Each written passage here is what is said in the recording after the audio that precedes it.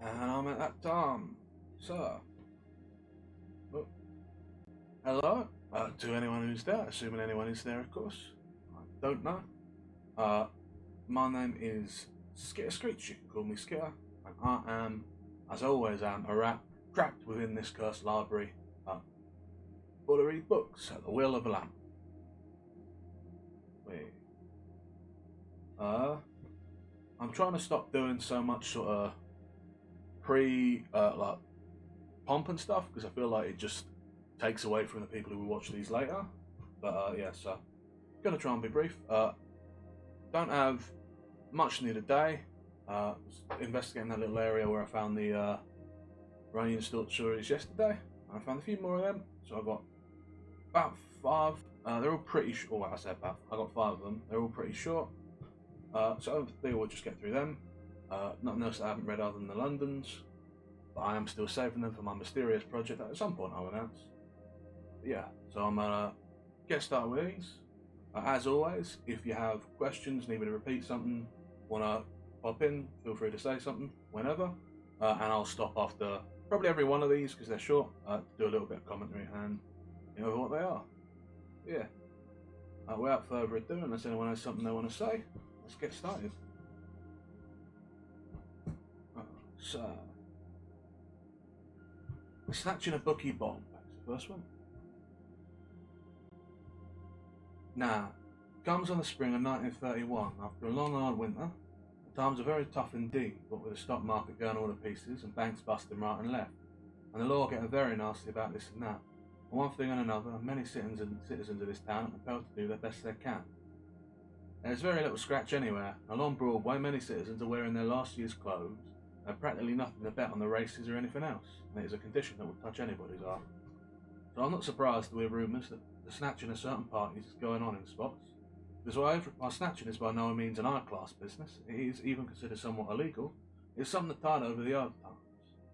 Furthermore, I'm not surprised to hear that this snatching is being done by a character by the name of Harry the Horse, who comes from Brooklyn and who is a character who does not care much what sort of business he is in, and who is mobbed up with the other characters from Brooklyn, such as Spanish John and Little Isadore, who do not care what sort of business they are in either. In fact, Harry the Horse and Spanish John and Little Isadore are very odd characters in every respect. There is considerable indignation expressed around and about when they move over from Brooklyn into Manhattan and start snatching, because the citizens of Manhattan feel that if there is any snatching done in their territory, they are entitled to do it themselves. Harry the Horse and Spanish John and Little Isadore pay no attention, whatever a local sentiment, and go on the snatch on a pretty fair scale. By and by, I'm hearing rumours of some very nice scores. The scores aren't extra large scores, to be sure. They're large enough to keep the wolf from the door, and in fact from 3 different doors. Before long, Harry the Horse and Spanish John and Little Isadore are around the racetracks betting on the horses. Because if there is one thing they're all very fond of, it is betting on the horses. Now, many citizens have the wrong idea entirely of the snatching business. Many citizens think that all there is to snatching is to round up the party who is to be snatched, and then just snatch him, put him away somewhere until his family or friends dig up enough scratch to pay whatever price the snatchers are asking. Very few citizens understand that the snatching business must be well organised and very systematic. In the first place, if you're going to do any snatching, you cannot snatch just anybody. You must know who you're snatching, because naturally, it's no good snatching somebody who does not have any scratch to settle with. And you cannot tell by the way a party looks or how he lives in this town if he has any scratch, because many a party who was around in automobiles and wearing good clothes and chuckling quite a swell is nothing but a phonus balonus and does not have any real scratch whatsoever. Like that, phonus balonus. So of course, such a party is no good for snatching. And of course, guys who are on the snatch cannot go around inquiring into bank accounts or asking how much this and this party has made in a safe deposit vault, because such questions are apt to make citizens wonder why, and it is very dangerous to get citizens to wonder why about anything. So the only way guys who are on the snatch can find out about parties while snatching is to make a connection with some guy who can put the finger on the right party.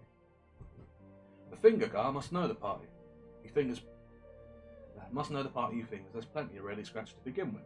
And he must also know that this party is such a party as is not apt to make too much disturbance about being snatched, such as telling the gendarme. The party may be a legitimate party, such as a business guy, but he will have reasons why he does not wish it to get out that he is snatched, and the finger must know these reasons.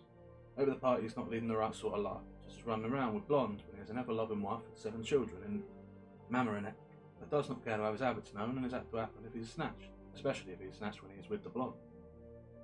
Sometimes the party is such a party as does not care to have matches run up and down the bottom of his feet, which often happens to parties who are snatched and do not seem to wish to settle their bill promptly, because many parties are very ticklish on the bottom of their feet, especially if the matches are lit.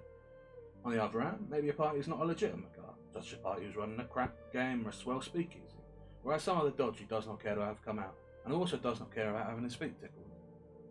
Such a party is very good indeed for the snatching business, because he's pretty apt to settle without any argument. After a party settles one snatching, it will be considered very unethical for anyone else to snatch him again very soon, so he's not likely to make any fuss about the matter. The fingers guy gets a commission of 25% of the settlement, and one are always satisfied and much fresh scratch comes into circulation, which is very good for the merchants. While the party who is snatched may know who snatches him, one thing he never knows is who puts a finger on him. It's being considered a trade secret. I'm talking to Waldo Winchester, a newspaper scribe, one night, and something about the snatching business comes up, and Waldo Winchester is trying to tell me that he's one of the oldest dodgers in the world. Only Waldo calls it kidnapping, which I thought would be very repulsive to guys who are on the snatch nowadays. Waldo Winchester claims that hundreds of years ago, guys were around snatching parties, male and female, and holding them for ransom. And furthermore, Waldo Winchester says they even snatch very little children, and Waldo states that it's all very, very wicked proposition. Well, I can see where Waldo is right about it being wicked to snatch dolls and little children. But of course, no guys who are on the snatch nowadays will ever think of such things. But who's going to settle for a doll in the times when he can scarcely even give them away? As for little children, they are apt to be a great nuisance, because their mammas are sort of go run around hollering bloody murder about them. And furthermore, little children are very dangerous indeed, or would be apt to break out with measles and mumps, and one thing or another any minute, and give it to everybody in the neighbourhood. Well anyway, knowing that Harry the Horse and Spanish John and little Isidore are now on the snatch, I am by no means pleased to see him come along one Tuesday evening, when I am standing in the corner of the 50th of Broadway, though of course I give them a very jolly hello, and say I hope and trust they are feeling nicely. They stand there talking to me a few minutes, and I am very glad indeed that Johnny Brannigan, the strong-arm cop, does not happen along and see us, because it will give Johnny a very bad impression of me to see me in such company, even though I am not responsible for the company. And naturally I cannot all off and walk away from this company at once, because Harry the Horse and Spanish John and little Isidore may get the idea that I am playing the chill for them, and will feel hurt. Well, I say to Harry the Horse, how are things going, Harry? They're going no good, Harry says. We do not beat a race in 4 days. In fact, he says, we go overboard day to day. We are washed out. We have every bookmaker on the track that would trust us, and now we are out trying to raise some scratch to pay off. A guy must pay his bookmaker no matter what. Well, of course, this is very true, indeed, because if a guy does not pay his bookmaker, he will lower his business standing quite some, as the bookmaker is sure to go round putting the blast on him. So I'm pleased to hear Harry the Horse mention such honourable principles. By the way, Harry says, you know a guy by the name of Bookie Bob? Now, I do not know Bookie Bob personally, but of course I know who Bookie Bob is. And so does everybody else in this town who ever goes to a racetrack, because Bookie Bob is the biggest bookmaker around about. There's plenty of scratch. Furthermore, it is the opinion of one and all that Bookie Bob will die with his scratch, because he is considered a very close guy with the scratch. In fact, Bookie Bob is considered closer than a dead heat. He's a short, fat guy with a bald head, and his head is always shaking a little from side to side. But some say there's a touch of palsy, but which most citizens believe comes of Bookie Bob shaking his head no, the guy's asking for credit and betting on the races. He has an ever-loving wife who is very quiet, a little old doll with grey hair and a very sad look in her eyes, but nobody can blame her for this, and they figure she lives with Bookie Bob for many years. I often see Bookie Bob and his ever-loving wife beating in different joints along the 40s, because they seem to have no home except an hotel. And many a time I hear Bookie Bob giving her a going over about something or other, and generally it's about the price of something she orders to eat, so I judge Bookie Bob is as tough as ever, with his ever-loving wife about scratch as she is with everyone else. In fact, I hear him bawling her out one night because she has a new app which he says cost her $6. And Bookie Bob wishes to know she's trying to ruin him with her extravagances. But of course I'm not criticising Bookie Bob for squawking about the app, because for all I know $6 may be too much for a doll to pay for an app like that. But furthermore, maybe Bookie Bob has the right idea about keeping down his ever-loving wife's appetite, because I know many a guys in this town who's practically ruined by dolls eating too much on him.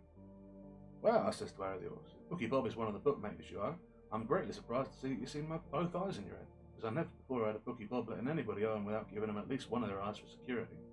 In fact, I say, Bookie Bob is such a guy as will not give you the right time if he has 2 watches. Nah, says Harry the Horse, we do not owe Bookie Bob, but, he says, he will be owing us before long. We're going to put the snatch on Bookie Bob. This is most disquieting news to me, not because I care if they snatch Bookie Bob or not, somebody may see me talking with them. Who will remember about it when Bookie Bob is snatched. But of course it will not be good policy for me to show Harry the Horse and Spanish John and little Isidore that I'm nervous, so I only speak as follows. Harry, I says, every man knows his own business best, and I judge you know what you're doing, but, I say, But such an hard guy when you snatch Bookie Bob. A very hard guy indeed. In fact, I say, I hear the softest thing about him is his front teeth, so it may be very difficult for you to get him to settle after you snatch him. Ah, Harry the Horse says, we'll have no trouble about it. Our finger gives us Bookie Bob's old card, and it is a most surprising thing indeed. But, Harry the Horse says, you come upon many a surprising thing in human nature when you're on the snatch. Bookie Bob's old card is his ever-loving wife's opinion of him. You see, Harry the Horse says, Bookie Bob has been putting himself away with his ever-loving wife for years as a very important guy in this town. With much power and influence, though of course Bookie Bob knows very well he stands about as good as a broken leg. In fact, Harry the Horse says, Bookie Bob figures his ever-loving wife is the only one in the world who looks on him as a big guy, and will sacrifice even his scratch, or anyway some of it, rather than let her know that a guy have such little respect for him as to put the snatch on him. It's what you call psychology, Harry the Horse says. Well, this does not make good sense to me, and I'm thinking to myself that the psychology of Harry the Horse really figures to work out. Nice of Bookie Bob is sticking his feet with matches. But I'm not anxious to stand there arguing about it, and pretty soon I bid them all a good evening, very polite, and I take the wind, and I do not see Harry the Horse or Spanish John or Little Isidore again for a month. In the meantime, I hear gossip here and there that Bookie Bob is missing for several days, and when he finally shows up again, he gives it out that he is very sick during his absence. I can put two and two together, as well as anybody in this town, and I figure that Bookie Bob is snatched by Harry the Horse, Spanish John and Little Isidore, and the chances are it cost him plenty. So I'm looking for Harry the Horse, Spanish John and Little Isidore to be around the racetrack. Plenty of scratch and betting them higher than a cat's back. But they never show up. What's more, I hear they leave Manhattan and are back in Brooklyn, working every day handling beer. Naturally, this is very surprising to me, because the way things are running, beer is a tough dodge just now. There's very little profit in the same.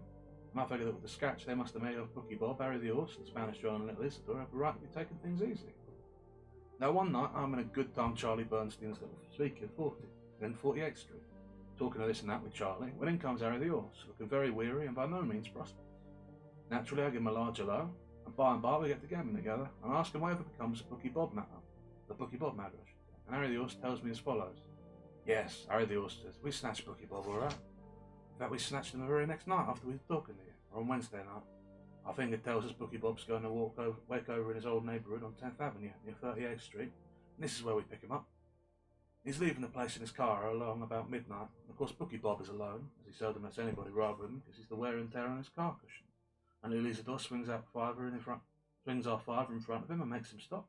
Naturally, Bookie Bob is greatly surprised when I poke my head in his car and tell him I wish the pleasure of his company for a short time. At first he's inclined to argue the matter, saying I must make a mistake, when I put the old convincer on him by letting him peck down the nozzle of my John Roscoe. We lock his car, throw the keys away, and we take Bookie Bob in our car and go to a certain spot on 8th Avenue. We have a nice little apartment already.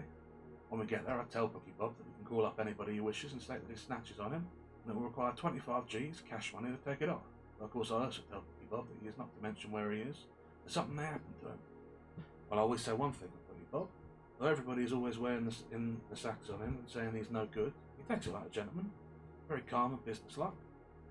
Furthermore, he does not seem alarmed, as many citizens are when they find themselves in such a situation. He recognises the justice of our claim at once, saying as follows. I'll telephone my partner, Sam Salt, he says. He's the only one I can think of who has had to have such a sum as 25 G's cash money. But, he says, if you gentlemen will pardon the question, because this is a new experience to me, I don't know everything will be okay for me after you scrap the scratch, after I get the scratch. Why, I say to Bookie Bob, somewhat indignant, it is well to know one and all in this town that my word is my bond. There are two things I'm bound to, I say. And one is to keep my word in such a situation as this, and the other is to pay anything I owe a bookmaker. No matter what, these are obligations to honour with me. Well, says Bookie Bob, of course I do not know you gentlemen, and in fact I do not remember ever seeing any of you, though your face is somewhat familiar. If you pay your bookmaker, you're an honest guy, and if one in a million. In fact, Bookie Bob says, I will have all the scratch that is owing to me around this town, I will not be telephoning anybody for such a sum as 25 G's. I will have such a sum in my pants pocket for change. Now Bookie Bob calls a certain number and talks to somebody there, but he does not get Sam Salt, and he seems much disappointed when he hangs up the receiver again. It's a very tough break for me, he says. Sam Salt goes to Atlantic City an hour ago on very important business, and will not be back until tomorrow evening. They do not know where he is to stay in Atlantic City, and, Bookie Bob says, I cannot think of anybody else to call up to get this scratch, especially anybody I would care to have no eye in the situation. Why not call your ever-loving wife, I say. Maybe she can dig up this kind of scratch. Say, Bookie Bob says, you don't suppose I'm chump enough to give my ever-loving wife 25 G's, or even let her know where she can get dupes on 25 G's belonging, do you? I give my ever-loving wife $10 per week for spending money, Bookie Bob says. and this is enough scratch for any doll, especially when you figure I'll pay for her meals. There seems to be nothing we can do except wait until Sam Salt gets back. But we let Bookie Bob call his ever-loving wife, as Bookie Bob says he does not wish to have her worrying about his absence, and tells her a big lie about having to go to Jersey City to sit up with a sick brother ill. Well, it is now nearly 4 o'clock in the morning, so we put Bookie Bob in a room with a little Isidore to sleep. I consider making a guy sleep with little Isidore a very cruel treatment. The Spanish John and I take turns keeping awake and watching out that Bookie Bob does not take the air on us before paying us off. To tell the truth, little Isidore and Spanish John are somewhat disappointed that Bookie Bob agreed to settle so promptly, as they are looking forward to tickling his feet with great relish. Now, Bookie Bob turns out to be very good company when he wakes up the next morning, as he knows a lot of racetrack stories and plenty of scandal, and keeps us much interested at breakfast. He talks along with us as if he knows us all his life, and seems very nonchalant indeed. The chances are he will not be so nonchalant if I tell him about Spanish John's thought. About noon, Spanish John goes out of the apartment and comes back with a racing sheep, as he knows little Isidore and I will wish to know what is running in different spots. But we do not have anything to bet on these races, or any way of betting on them, as we are overboard with every bookmaker we know. Our Bookie Bob is also much interested in the matter of what is running, especially at Belmont. He's bending over the table with me and Spanish John and little Isidore looking at the sheets. And Spanish John speaks as follows. My goodness, Spanish John says. Such a spot as this 5th race with Quince Generis 4 to 5 is like finding money in the street. I only wish I had a few bobs to bet on him at such a price, Spanish John says. Why, Bookie Bob says very polite. If you gentlemen wish to bet on these races, I will gladly book to you. It's a good way to pass the time while we wait for Sam Salt, unless you will rather play pinochle. But, I say, we have no scratch to play the races, at least not much. Where, Bookie Bob says. I'll take your marker because I hear what you say about always paying your bookmaker, and you put yourself away with me as an honest guy, and these other gentlemen also impress me as honest guys. Now what happens, but we begin betting Bookie Bob on the different races, not only at Belmont, but at all the other tracks in the country. For little Isidore and Spanish John and I are guys who like plenty of action when we start betting on the horses. We write out markers for whatever we wish to bet and hand them to Bookie Bob, and Bookie Bob sticks these markers in an inside pocket, and along the next afternoon it looks as if he has a tumour on his chest. We get the race results by phone off a poll room downstairs, fast they come off, and also the prices, and it's a lot of fun. And little Isidore and Spanish John and Bookie Bob and I are all little pals together until all the races are over, and Bookie Bob takes out the markers and starts counting himself up. It comes out then that I owe Bookie Bob 10 G's, Spanish John owes him 6 G's, and little Isidore owes him 4 G's, as little Isidore beats him a couple of races to the west. About this time, Bookie Bob manages to get Sam Salt on the phone and explains to Sam that he is to go to a certain safe deposit box and get out 25 G's, and then wait until midnight and hire himself a taxi cab, start riding around the block between 51st and 52nd from 8th to 9th Avenues, and keep riding until someone flags the cab and takes a scratch off him. Naturally, Sam Salt understands right away that the snatch is on Bookie Bob, and he agrees to do as he is told. He says he cannot do it until the following night, because he knows that he's not 25 G's in the box, and he'll have to get the difference at the track the next day. So there we are with another day in the apartment. Spanish John and little Isidore and I are just as well pleased, because Bookie Bob has us hooked, and we naturally wish to wiggle off. The next day is worse than ever. In all the years I'm playing the horses, I never have such a tough day. Spanish John and little Isidore are just as bad. In fact, we were all going so bad that Bookie Bob seems to feel sorry for us, and often lays a couple of points above the track prices. It does no good.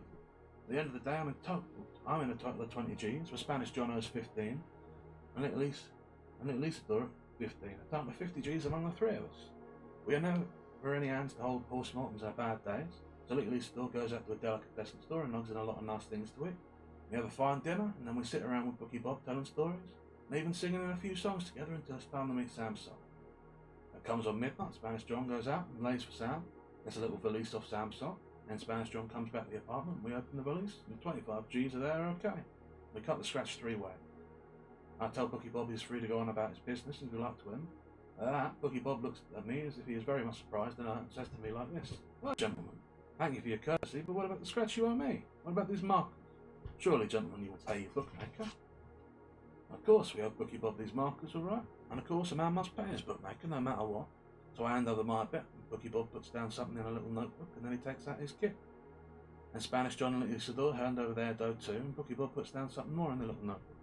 Now, Bookie Bob says, I credit each of your accounts with these payments, but you gentlemen still owe me a matter of 25 G's, over and above the 25 I credit to you with. And I hope and trust you'll make arrangements to settle this at once, because, he says, I do not care to extend such accommodations over any considerable period. But, I say, we do not have any more scratch after paying you the 25 G's on the account. Listen, Bookie Bob said, dropping his voice down a whisper. What about putting the snatch on my partner Sam Salt, and I'll wait over a couple of days over with you and keep booking you, and maybe you can pull yourselves out. But of course, Bookie Bob whispered, I'll be entitled to 25% of the snatcher for putting the finger on Sam for you. The Spanish John and little Isidore are sick and tired of Bookie Bob, but we're not listening to stay in the apartment any longer, because they say he's a jinxter, and they cannot beat him in any manner, shape or form. Furthermore, I'm personally anxious to get away, because something Bookie Bob says reminds me of something. It reminds me that beside the scratch we owe him, we forgot to take out 6 G's 250 for the party who puts the finger on Bookie Bob for us. And this is a very serious matter indeed, because anyone who would tell you that failing to pay a finger is considered a very dirty trick. Furthermore, if it gets around you fail to pay a finger, no one else will have a finger for you. So, Harry Orr said, we quit the snatching business because there is no use continuing while this obligation outstanding against us. We go back to Brooklyn to earn enough scratch to pay off our debts. We're paying off Bookie Bob's IOU a little at a time, because we do not wish to ever have anybody say we welch on a bookmaker. And furthermore, we're paying off the 6 G's 250 commission we owe our finger. And while it is tough going, I'm glad to say our honest effort is doing something a little good. Because I see Bookie Bob's ever-loving wife the other night, all dressed up in new clothes and looking very happy indeed. And while our guy's telling me she's looking so happy because he gets a large legacy from the uncle who dies in Switzerland, and is now independent of Bookie Bob, I only hope and trust, Harry Orr says, it never gets out that our finger in this case is nobody but Bookie Bob's ever-loving wife.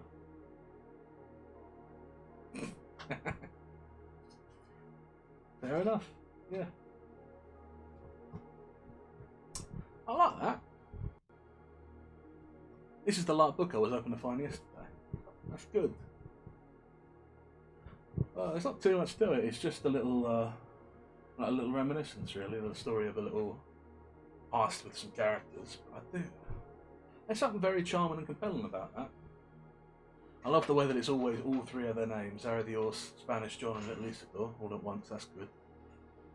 I like the little details in the side. I like the conceit of it too. You know, they kidnap a bookmaker and then continue to make bets while he's staying with them until they lose twice the money they managed to extort off him. That's grand.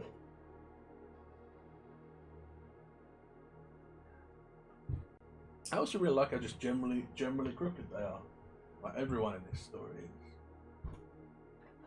Because whoever the narrator is, he knows these 3 snatchers just off the back of his head, and he knows what the speaker uses and all this. So he's crooked, and everyone who's being picked up is crooked, and this bookmaker's crooked. The whole thing is very good. And his wife being, like, Bookie Bob's wife being the snatch, or the finger person on him, is just the sort of cherry on top. That's grand. That's really good. I like that. Really enjoyed that, yeah. That's good fun. I think I have a lot more to say about it. It's just a good time.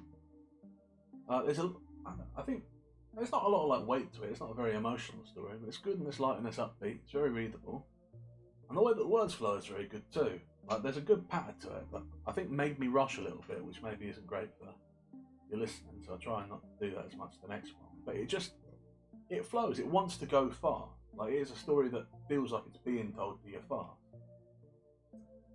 You know what I mean? I think part of it's like the ways that there's the little repetition, the pattern, right? Like there's stop phrases in it, I guess. Like the what you got? Harry the Horse, Spanish John, and Little Isidore always being 111. Like, it makes you think, oh yeah, there's a little rhythm here, there's a repetition. Like it's almost like how in poetry, right? The rhyme and the meter of it sort of makes it so you know what you're reading, so it is easier to keep it going and keep it going. I don't know. It's good. These are good. Well, that one was good at least. I'm hoping the rest of it's good. Yeah, let's keep pressing on. The next one is sense of humour. One night I'm standing in front of Mindy's restaurant on Broadway, thinking of practically nothing whatever. All of a sudden I feel a very terrible pain in my left foot. In fact, this pain is so very terrible that it causes me to leap up and down like a bullfrog. I let out loud cries of agony and I speak some very profane language, which is by no means my custom. Of course I recognise the pain as coming from an hot foot, because I often experienced this pain before. Furthermore, I know Joe the Joker must be in the neighbourhood, as Joe the Joker has the most wonderful sense of humour of anybody in this town. He's always around giving people the hot foot. He gives it to me more times than I can remember. In fact, I hear Joe the Joker invents the hot foot, and it finally becomes a very popular idea all over the country. The way you give a hot foot is to sneak up behind some guy who's standing around thinking of not much, and stick a paper match in his shoe between the sole and the upper along about where his little toe ought to be. And then light the match. By and by the guy will feel a terrible pain in his foot and will start stamping around and hollering and carrying on generally. And it is always a most comical sight and a wonderful laugh, the one and all who have seen him suffer. No one in the world can give an outfit as good as Joe the Joker, because it takes a guy who can sneak up very quiet on the guy who is to get the outfit. And Joe can sneak up so quiet, many guys on Broadway will willingly you once that he can give a mouse an outfit if you can find a mouse that wears shoes. Furthermore, Joe the Joker can take plenty of care of himself in case the guy who gets a hot fit feels like taking the matter up, which sometimes happens, especially with guys who get their shoes made to order at 40 bobs per copy and do not care to have holes burned in their shoes. But Joe does not care what kind of shoes the guys are wearing when he feels like giving out hot foot. And furthermore, he does not care who the guys are, although many citizens think he makes a mistake as he gives hot foots to Frankie Ferocious. In fact, many citizens are greatly horrified by this action and go around saying no good will come of it. This Frankie Ferocious comes from over in Brooklyn, where he's considered a rising citizen in many respects, but by no means a guy to give a hot foot to, especially as Frankie Ferocious has no sense of humour whatever. In fact, he is always very solemn, nobody ever sees him laugh. He certainly does not laugh when Joe the Joker gives an hot foot one day on Broadway. Frankie Ferocious is standing talking over a business matter with some guys from the Bronx. He only scowls at Joe and says something in Italian. While I do not understand Italian, it sounds so unpleasant that I guarantee it will leave town inside of the next 2 hours. I guarantee I will leave town inside the next 2 hours if he says it to me. Of course, Frankie Ferocious' name is not really Ferocious. It's something Italian like Ferruccio, and I hear he originally comes from Sicily, though he lives in Brooklyn for quite some years, and from a modest beginning he builds himself up until he is a very large operator in merchandise of one kind and another, especially alcohol. He's a big guy, maybe 30 odd, and has black hair, and has hair blacker than a yard chimney, and black eyes and black eyebrows, and a slow way of looking at people. Nobody knows an whole lot about Frankie Ferocious, because he never has much to say, and he takes his time saying it. But everybody gives him plenty of room when he comes around, as there are rumours that Frankie never likes to be crowded. As far as I'm concerned, I do not care for any part of Frankie Ferocious, because his slow way of looking at people always makes me nervous, and I'm always sorry Joe the Joker gives him an outfit, because I figure Frankie Ferocious is bound to consider it a most disrespectful action and hold it against everybody that lives on the island of Manhattan. Joe the Joker only laughs when anybody tells him he's out of line giving Frankie the outfit, and says it's not his fault if Frankie has no sense of humour. Furthermore, Joe says he will not only give Frankie another outfit if he gets a chance, but he will give outfits to the Prince of Wales or Mussolini if he catches him in the right spot. Though Regret, the horse player, states that Joe can have 20 to 1 at any time that he will not give Mussolini any outfits and get away with it. Anyway, just as I suspect, there is Joe the Joker watching me when I feel the outfit, and he is laughing very heartily. Furthermore, a large number of other citizens are also laughing heartily, because Joe the Joker never sees any fun in giving people the outfit unless others are present and enjoy the joke. Naturally, when I see who it is giving me the hot foot, I join in the laughter and go over and shake hands with Joe. And when I shake hands with him, there is more laughter because it seems Joe has an hunk of Limburger cheese in his tooth. When I shake hands with him, and what I shake hands with is this Limburger. Furthermore, it is not some of Mindy's Limburger cheese. Furthermore, it is some of Mindy's Limburger cheese, and everyone knows Mindy's Limburger is very squashy and also very loud. Of course, I laugh at this too, though to tell the truth, they will laugh much more heartily if Joe the Joker drops dead in front of me. Because I do not like to be made the subject of laughter on Broadway. The laugh is really quite hearty when Joe takes the rest of the cheese that is not on my finger and smears it onto the steering wheel of some automobile parked in front of Mindy's, because I get to thinking what the drivers will say when they start steering their cars. I get talking to Joe the Joker, and I asked him how things are in Harlem, where Joe and his younger brother Freddie and several other guys have a small organisation operating in beer. And Joe says things as good as can be. They can be expected considering business conditions. And I asked him how Rosa is getting along, this Rosa being Joe the Joker's ever-loving wife, and a personal friend of mine, as I know her when she is Rosa Midnight and is singing at the old hot box before Joe hauls off and marries her. At this question, Joe the Joker starts laughing, and I can see that something appeals to his sense of humour, and finally he speaks as follows. Why, he says, you not hear the O's about Rosa? She takes the wind on me a couple of months ago for my friend Frankie Ferocious, and is living in an apartment over the Brooklyn right near his house. Although, Joe says, of course you understand I'm telling you this only to answer your question, not the Walla Coppola and Rosa. Then let's add another large RR, and in fact Joe the Joker keeps laughing until I'm afraid he will injure himself internally. Personally, I do not see anything comical in a guy's ever-loving wife taking the wind on him for a guy like Frankie Ferocious. But Joe the Joker quiets down a bit. I ask him what's funny about the proposition. Why, Joe says, I have to laugh every time I think about the big greaseball is going to feel when he finds out how expensive Rosa is. I do not know how many things Frankie Ferocious has running for him in Brooklyn, Joe says. He better try to move himself on the mint if he wishes to keep Rosa going. And he laughs again. I consider it wonderful the way Joe is able to keep his sense of humour, even in such a situation as this. Well, up to this time, I always think Joe is very daffy indeed about Rosa. It's a doll, a little doll, weighing maybe 90 pounds with her hat on and quite cute. Now, I judge from what Joe the Joker tells me that Frankie Ferocious knows Rosa before Joe marries her, and is always picturing her when she is singing in the hot box, and even after she's Joe's ever-loving wife, Frankie occasionally calls her up, especially when he commences to be a rising citizen of Brooklyn. Although, of course, Joe does not learn of these calls until later. About the time Frankie Ferocious commences to be a rising citizen of Brooklyn, things begin breaking a little tough for Joe the Joker, or the depression and all, and he has to economise on Rosa in spots. And if there's one thing Rosa cannot stand, it is being economised on. About now, Joe the Joker gives Frankie Ferocious the outfit, and just as many citizens state at the time, it is a mistake. Frankie starts calling Rosa up more than somewhat, and speaking of what a nice place Brooklyn is to live in, which is at that. And between these boasts for Brooklyn and Joe the Joker's economy, Rose rules off and takes the subway to the Borough Hall, leaving Joe a note telling him that if he does not like it, he knows what he can do. Well, Joe, I say after listening to the story, I always hate to hear of these little domestic difficulties among my friends, but maybe this is all for the best. Still, I feel sorry for you if it would do you any good, I say. Do not feel sorry for me, Joe says. If you wish to feel sorry for anybody, feel sorry for Frankie Ferocious. And, he says, if you can spare a little more sorrow, you at Rosa. And Joe the Joker laughs very heartily again, and starts telling me about a little scatter that he has up in Ireland, where he keeps a chair fixed up with electric wires so he can give anybody that sits down a nice job. It sounds very humorous to me, that, especially when Joe tells me how they turned on too much juice one night and almost killed Commodore Jack. Finally, Joe says he has to get back to Ireland, but first he goes to the telephone in the corner cigar store and calls up Mindy's and imitates a doll's voice and tells Mindy he is Peggy Joyce or somebody and orders 50 dozen sandwiches sent up at once to an apartment in West 72nd Street for a birthday party.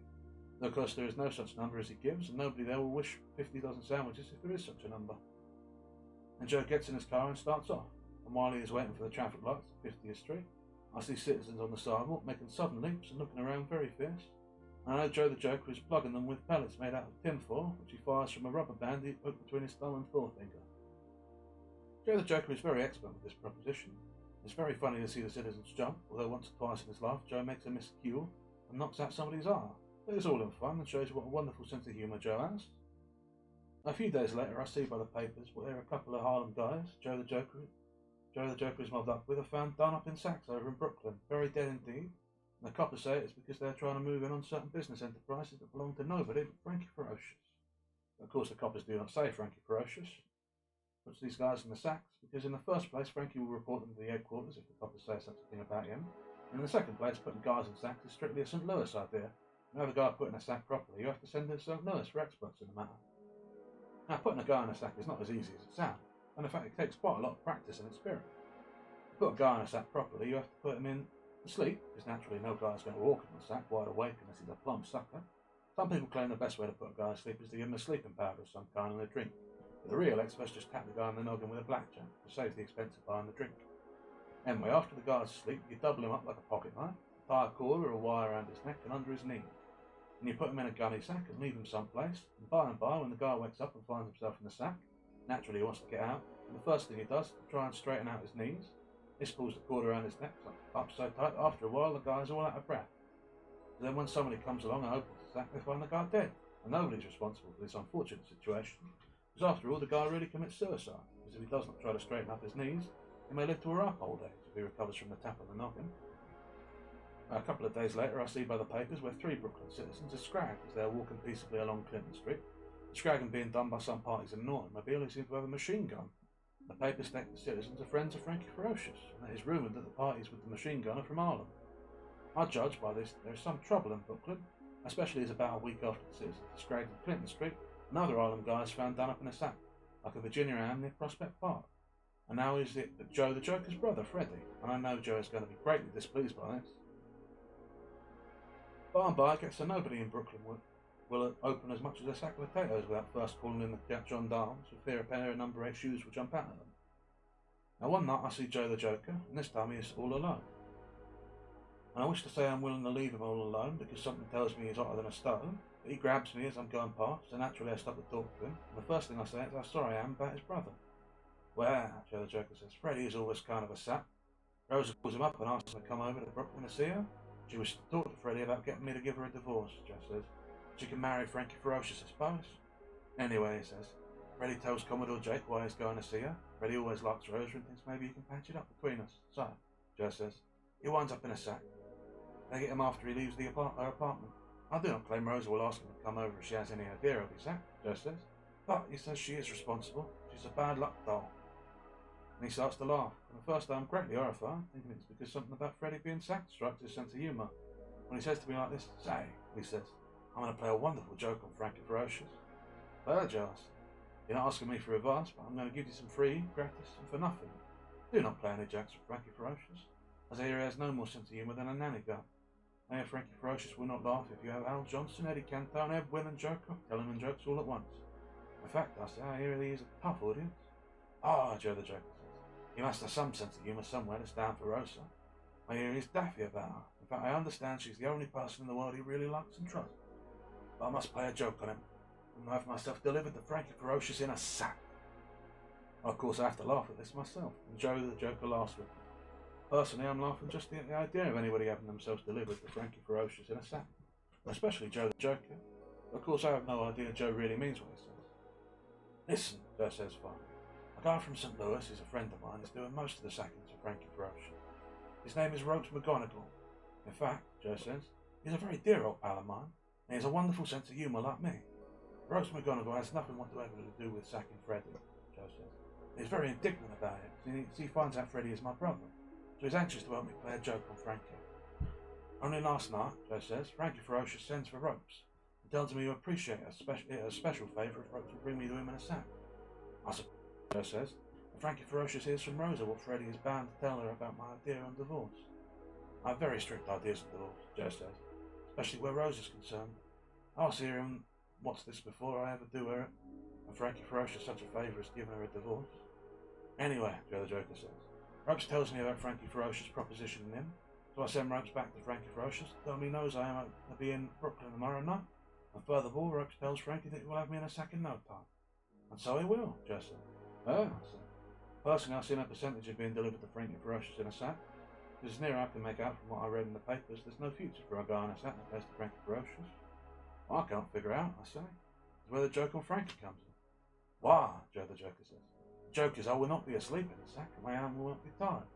And in each of my hands I will have a John Roscoe, so when the sack is delivered to Frankie Ferocious, and I'll pop out blasting away, can you not imagine his astonishment? Well, I can imagine this, alright.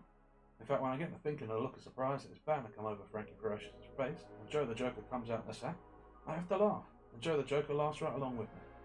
Of course, Joe says, Ropes McGonagall will be there to start blasting with me in case Frankie Ferocious happens to have company. Then Joe the Joker goes up on the street, leaving me still laughing from thinking about how amazed Frankie Ferocious will be when Joe prances out the sack and starts throwing slugs around and about. I do not hear a Joe from that time to this, but I hear the rest of the story from a very reliable party. It seems that Ropes McGonagall does not deliver the sack himself after all, but sends it by an expressman as Frankie Ferocious's own. Frankie Ferocious receives many sacks such as this in his time. It seems that he has a sort of passion with him to personally view the contents of the sacks, and check up on them before they are distributed about the city. Of course, Ropes McGonagall knows about this passion from doing so much sacking with Frankie.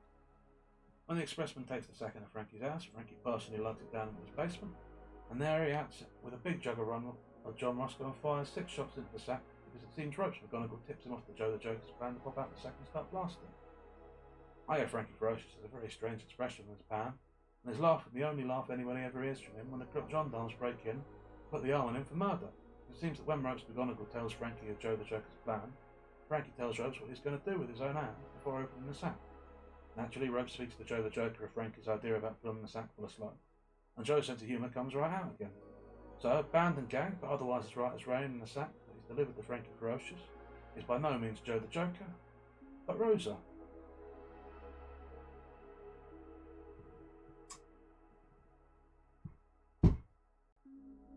So that one wasn't quite as light-hearted as the first one.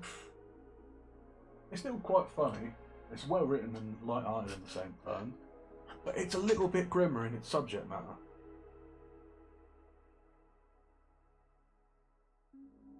That said, I was willing to give it sort of the benefit of the doubt until the end, because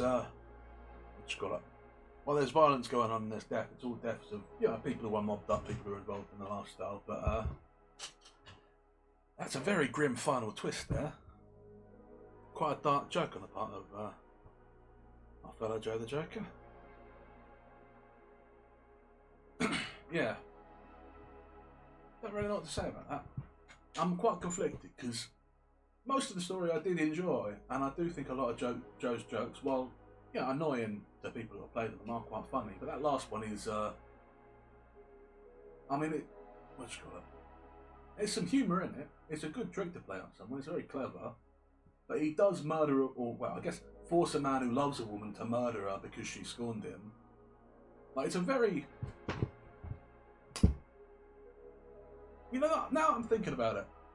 It's framed as a joke, and I can see how you could frame it as a joke or like a trick. It is a very sadistic thing to do. I think Joe the Joker is a bad man. I think that's going to me now, like in retrospect. Which it shouldn't have really sort of surprised me. I mean, he's murdering people, and also his standard joke is setting people's feet on fire and putting their eyes out with. Actually, all of his jokes are bloody awful, aren't they? I mean, the cheese thing's not so bad. That was quite funny. But setting people's shoes on fire is rude, both because it's just causing them physical harm, and also it ruins the shoes, which I imagine shoes is expensive, but I don't know, I don't know shoes. Ordering the large number of sandwiches is like a classic prank, but then the diner is going to be out all those sandwiches and the cost of them.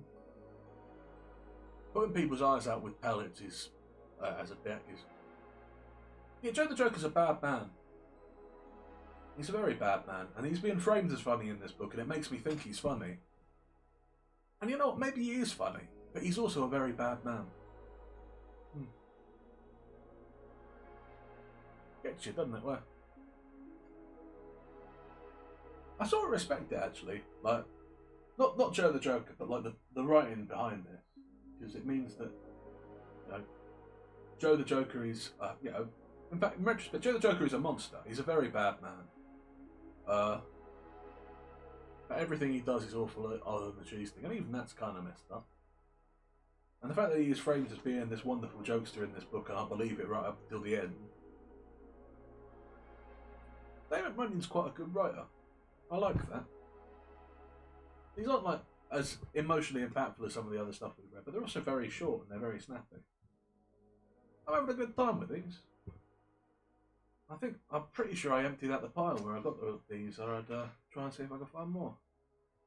I have to keep an eye out. But yeah, so let's see. What's next? We've got the Bloodhounds of Broadway. One morning, along about 4 bells, I'm standing in front of Mindy's restaurant on Broadway. Every one of these stories has mentioned Broadway so far, and now 2 of them have mentioned Mindy's restaurant. I wonder if these are supposed to be being told by the same person. Yeah. On a morning along about 4 bells, I'm standing in front of Mindy's restaurant on Broadway. A guy by the name of Regret, who has this name because it seems he wins a very large bet the year Whitney Philly Regret grabs the Kentucky Derby and can never forget it, which is maybe because it's the only very large bet he ever wins in his life. What this guy's real name is I never hear, and anyway, names make no difference to me, especially on Broadway. The chances are that no matter what name a guy has, it's not his square name. So as far as I'm concerned, Regret is as good a name as any other for this guy. I am talking about. He was a fat guy and very gabby, and generally he's talking about nothing but horses, and how he gets beat 3 dirty nooses a day before at Belmont, wherever the horses are running. In all the years I know Regret, he must get beat 10,000 noses, and always they are dirty noses to hear him tell it. In fact, I never once hear him say he's beat a clean nose. Of course, this is only the way horse racing guys talk. What Regret does for a living, besides betting on horses, I do not know. He seems to do it pretty well at it.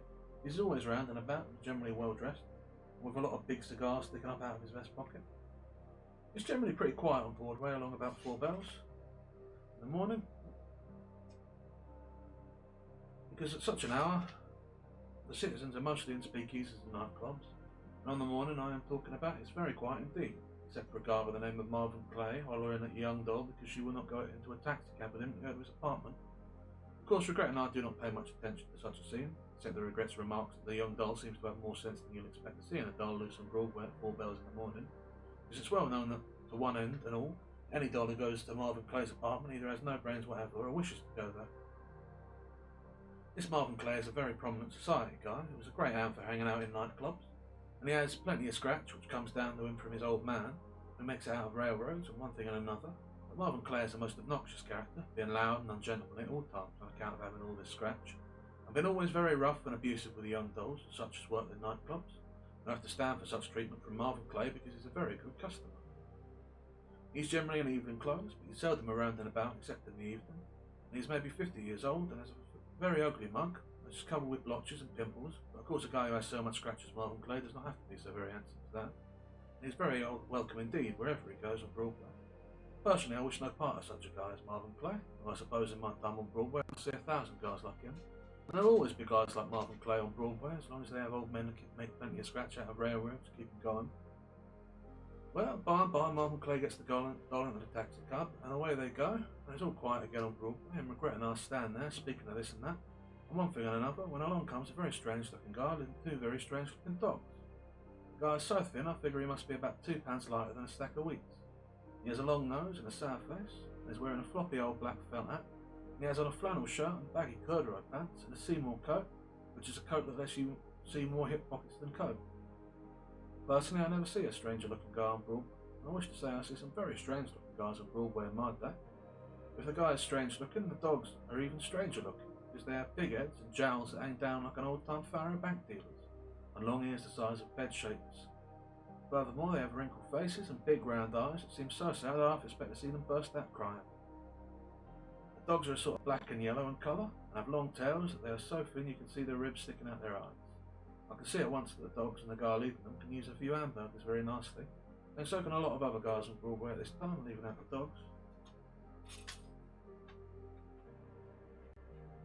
Well, Regret is much interested in the dogs right away, because he's a guy who's very fond of animals of all kinds, and nothing will do but he must stop the guy and start asking questions about what sort of dogs are they. And in fact I am also anxious to hear myself, because while I've seen many a pooch in my time, I've never seen anything like these. Here's Bloodhounds, the sad looking guy says in a very sad voice. Well-known accents such as southern guys always have. Here's tracking bloodhounds from Georgia. And of course both Regret and me know what bloodhounds are, because we see such animals chasing the lions across the ice in Uncle Tom's cabin when we are young squirts. This is the first time either of us meets up with any bloodhounds personally, especially in Broadway. So we get to talking quite a bit with the guy, and his story is as sad as his face. It makes us both feel very sorry for him. In fact, the first thing we know, we have him and the bloodhounds in Mindy's and are feeding one and all big steaks, although Mindy puts up an awful squawk about us bringing the dogs in, and asks what we think he's running it, and think we what? And asks what we think he's running. And asks us what we think he is running anyway. When Regret starts to tell him, Mindy says never mind, they're not to bring any more Shetland ponies to his joint again as long as we live. Well, it seems that the sad-looking guy's name is John Wangle. It comes from a town down in Georgia where his uncle is the Irish sheriff, and one of the bloodhounds' name is Nip and the other is Tuck. And they're both trained from infancy to track down guys such as lags who escape from the county poking.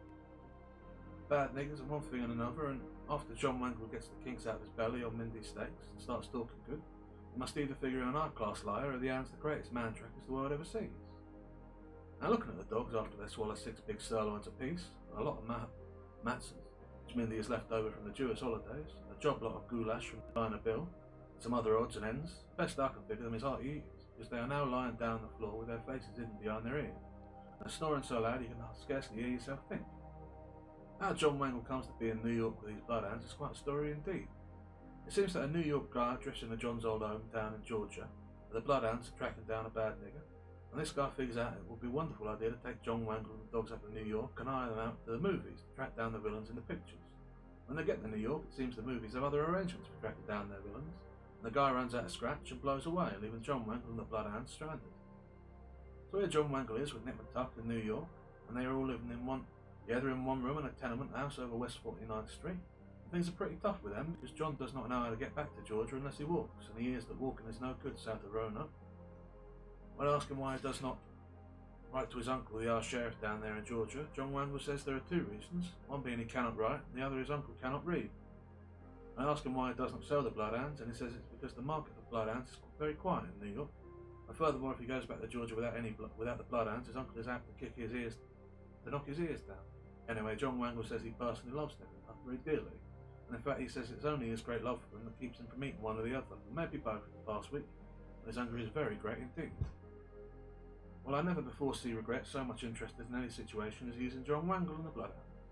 Personally, I'm getting very tired of them because the one that's called Nip finally wakes up and starts chewing on my leg, thinking it is maybe more step. And when I kick him in the snoot, John Wangle scowls at me and regrets says only very mean guys are on account of the dumb animals. But to show that John Wangle and his bloodhounds are not so dumb, they come mosey along past mid-Mindy's every morning after this at the same time.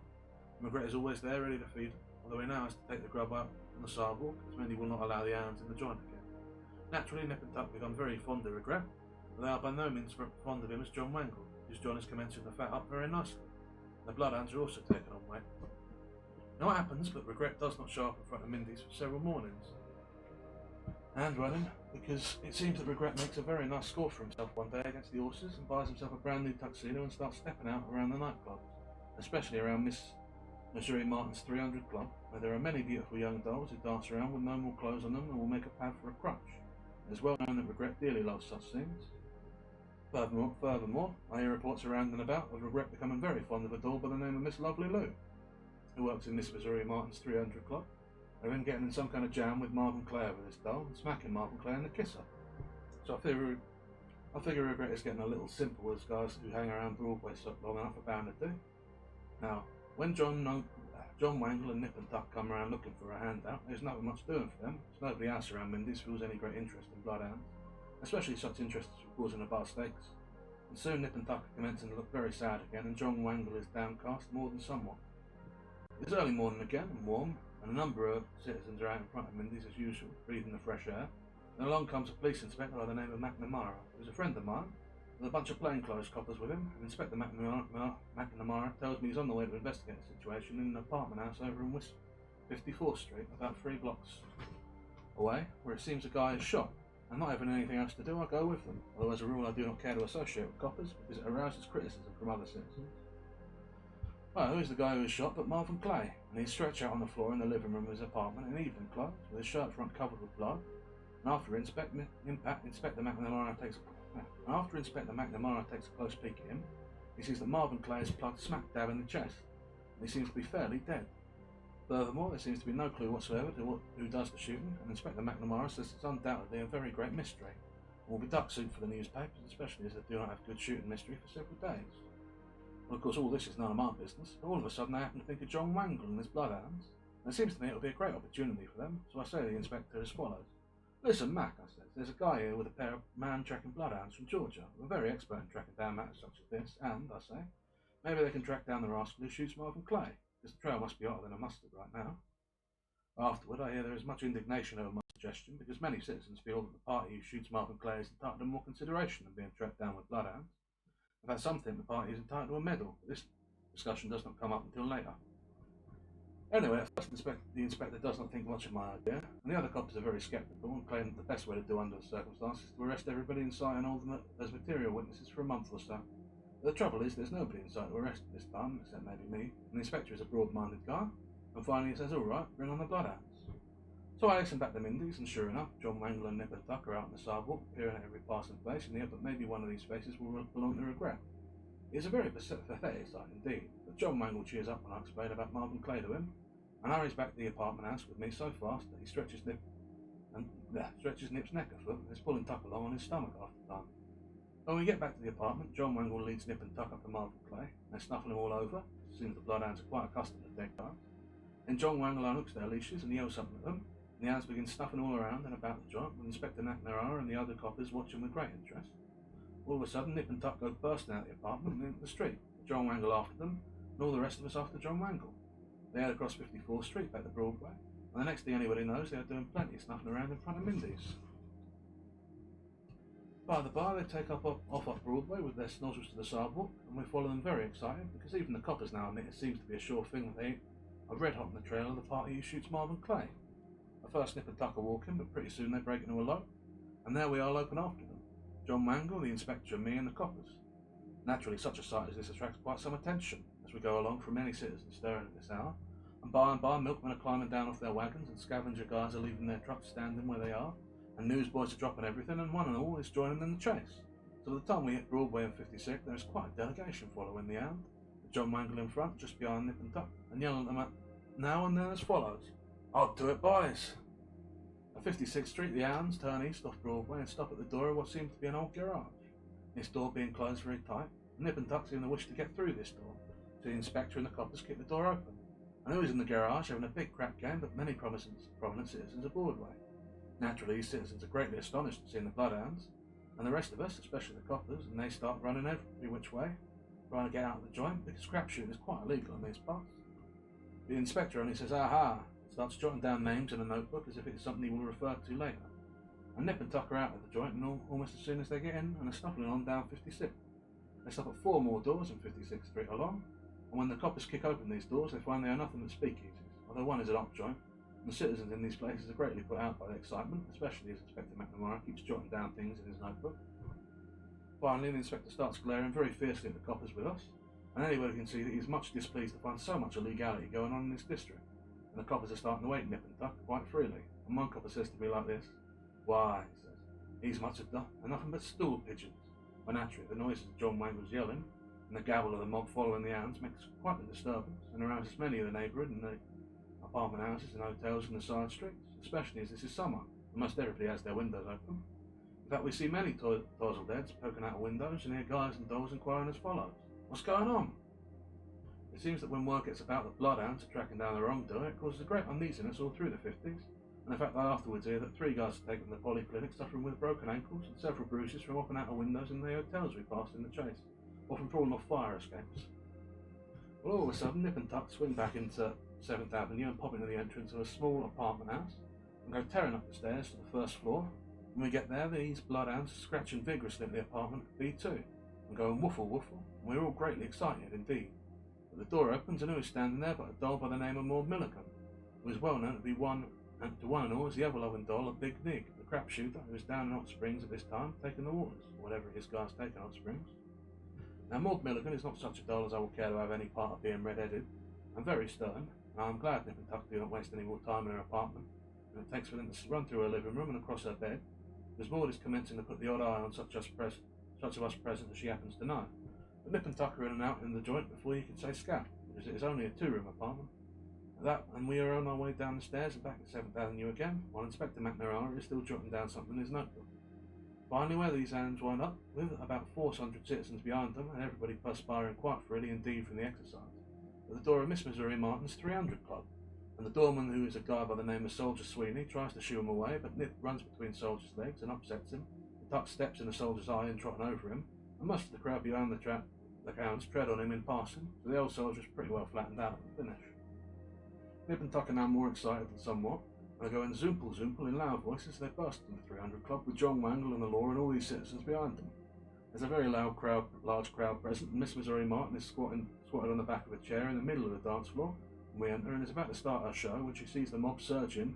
At first she is greatly pleased because she thinks new business arrives. If there's anything Miss Missouri Martin dearly loves, it is new business. But before she can say hello, sucker, or anything else or whatever, Nip runs under her chair, thinking maybe he's a dachshund, and dumps Miss Missouri Martin on the dance floor, and she lays there squawking no little, and the next thing anybody knows, Nip and Tuck are over in one corner of the joint, and are eagerly crawling up and down a fat guy who is sitting there with a doll alongside him, and who is the fat guy but Regret?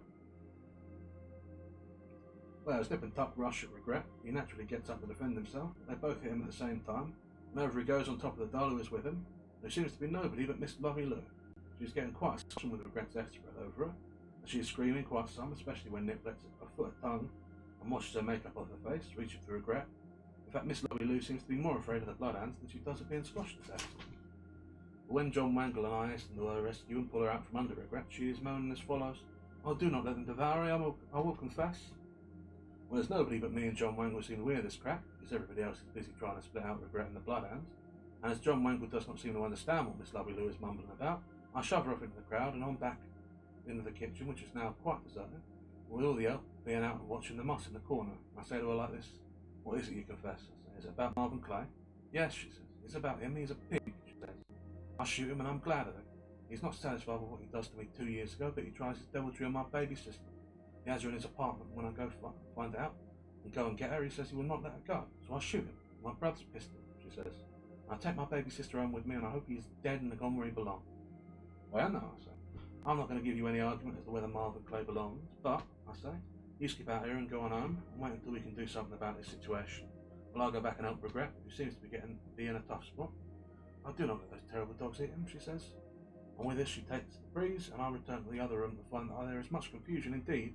It seems that Regret is now very indignant at Nip and Tuck, especially when he discovers that one of them plants his big old paw right on the front of Regret's shirt bosom, leaving a dirty mark. So when he struggles to his feet, Regret starts letting go with both hands, and he is by no means a bad puncher for a guy who does not do much punching as a rule. In fact, he flattens Nip with the right hand to the jaw and knocks Tuck plumb across the room with the left hook. My poor Tuck slides over the slick dance floor, and Miss Missouri Martin's just as she is getting to her feet again, and bowls her over once more. Miss Missouri Martin is also indignant by this time, and she gets up and kicks Tuck in a most unladylike manner.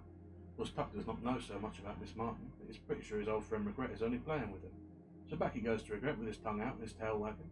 There is no telling how long this may go on if John Wangle does not step in and grab both down, while Inspector McNamara puts the arm on Regret and tells him he's under arrest for shooting Marvin Clay.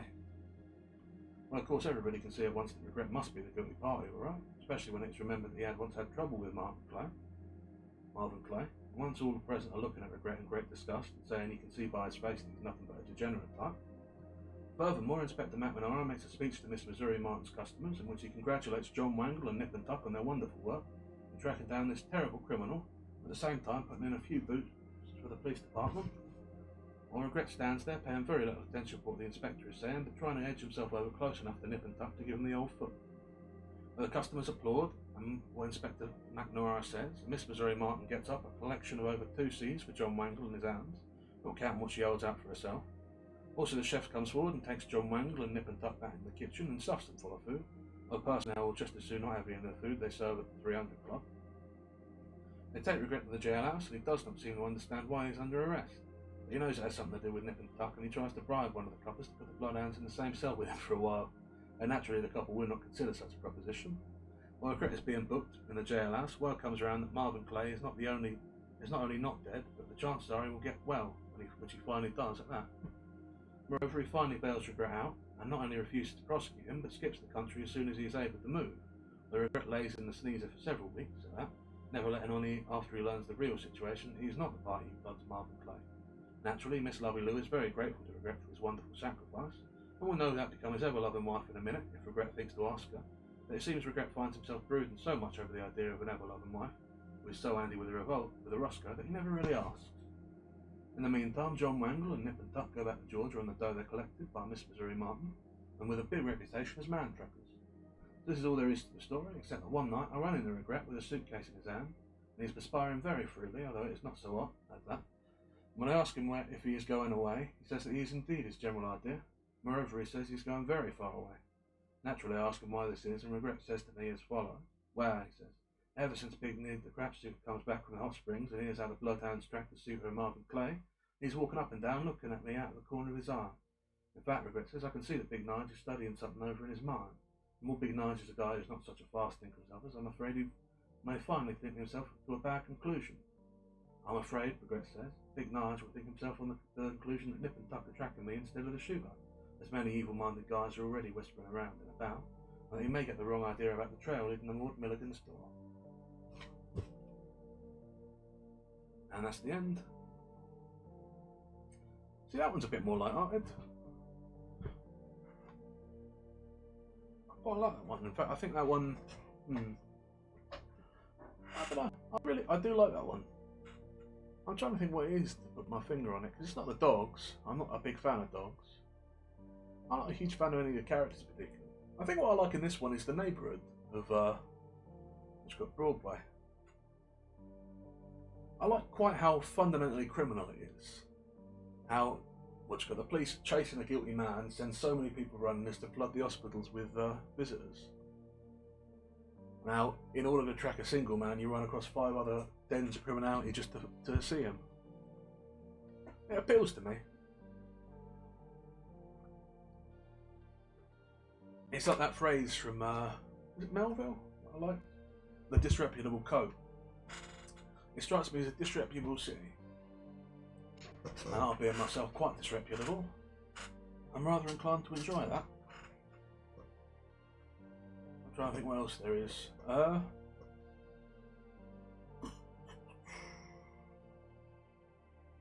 so much. I mean, a lot of this is I'm sure there's something to be said about the nature of Georgia and New York and all that, but I don't really know American geography that well, being that I'm a strictly European Myself, yeah.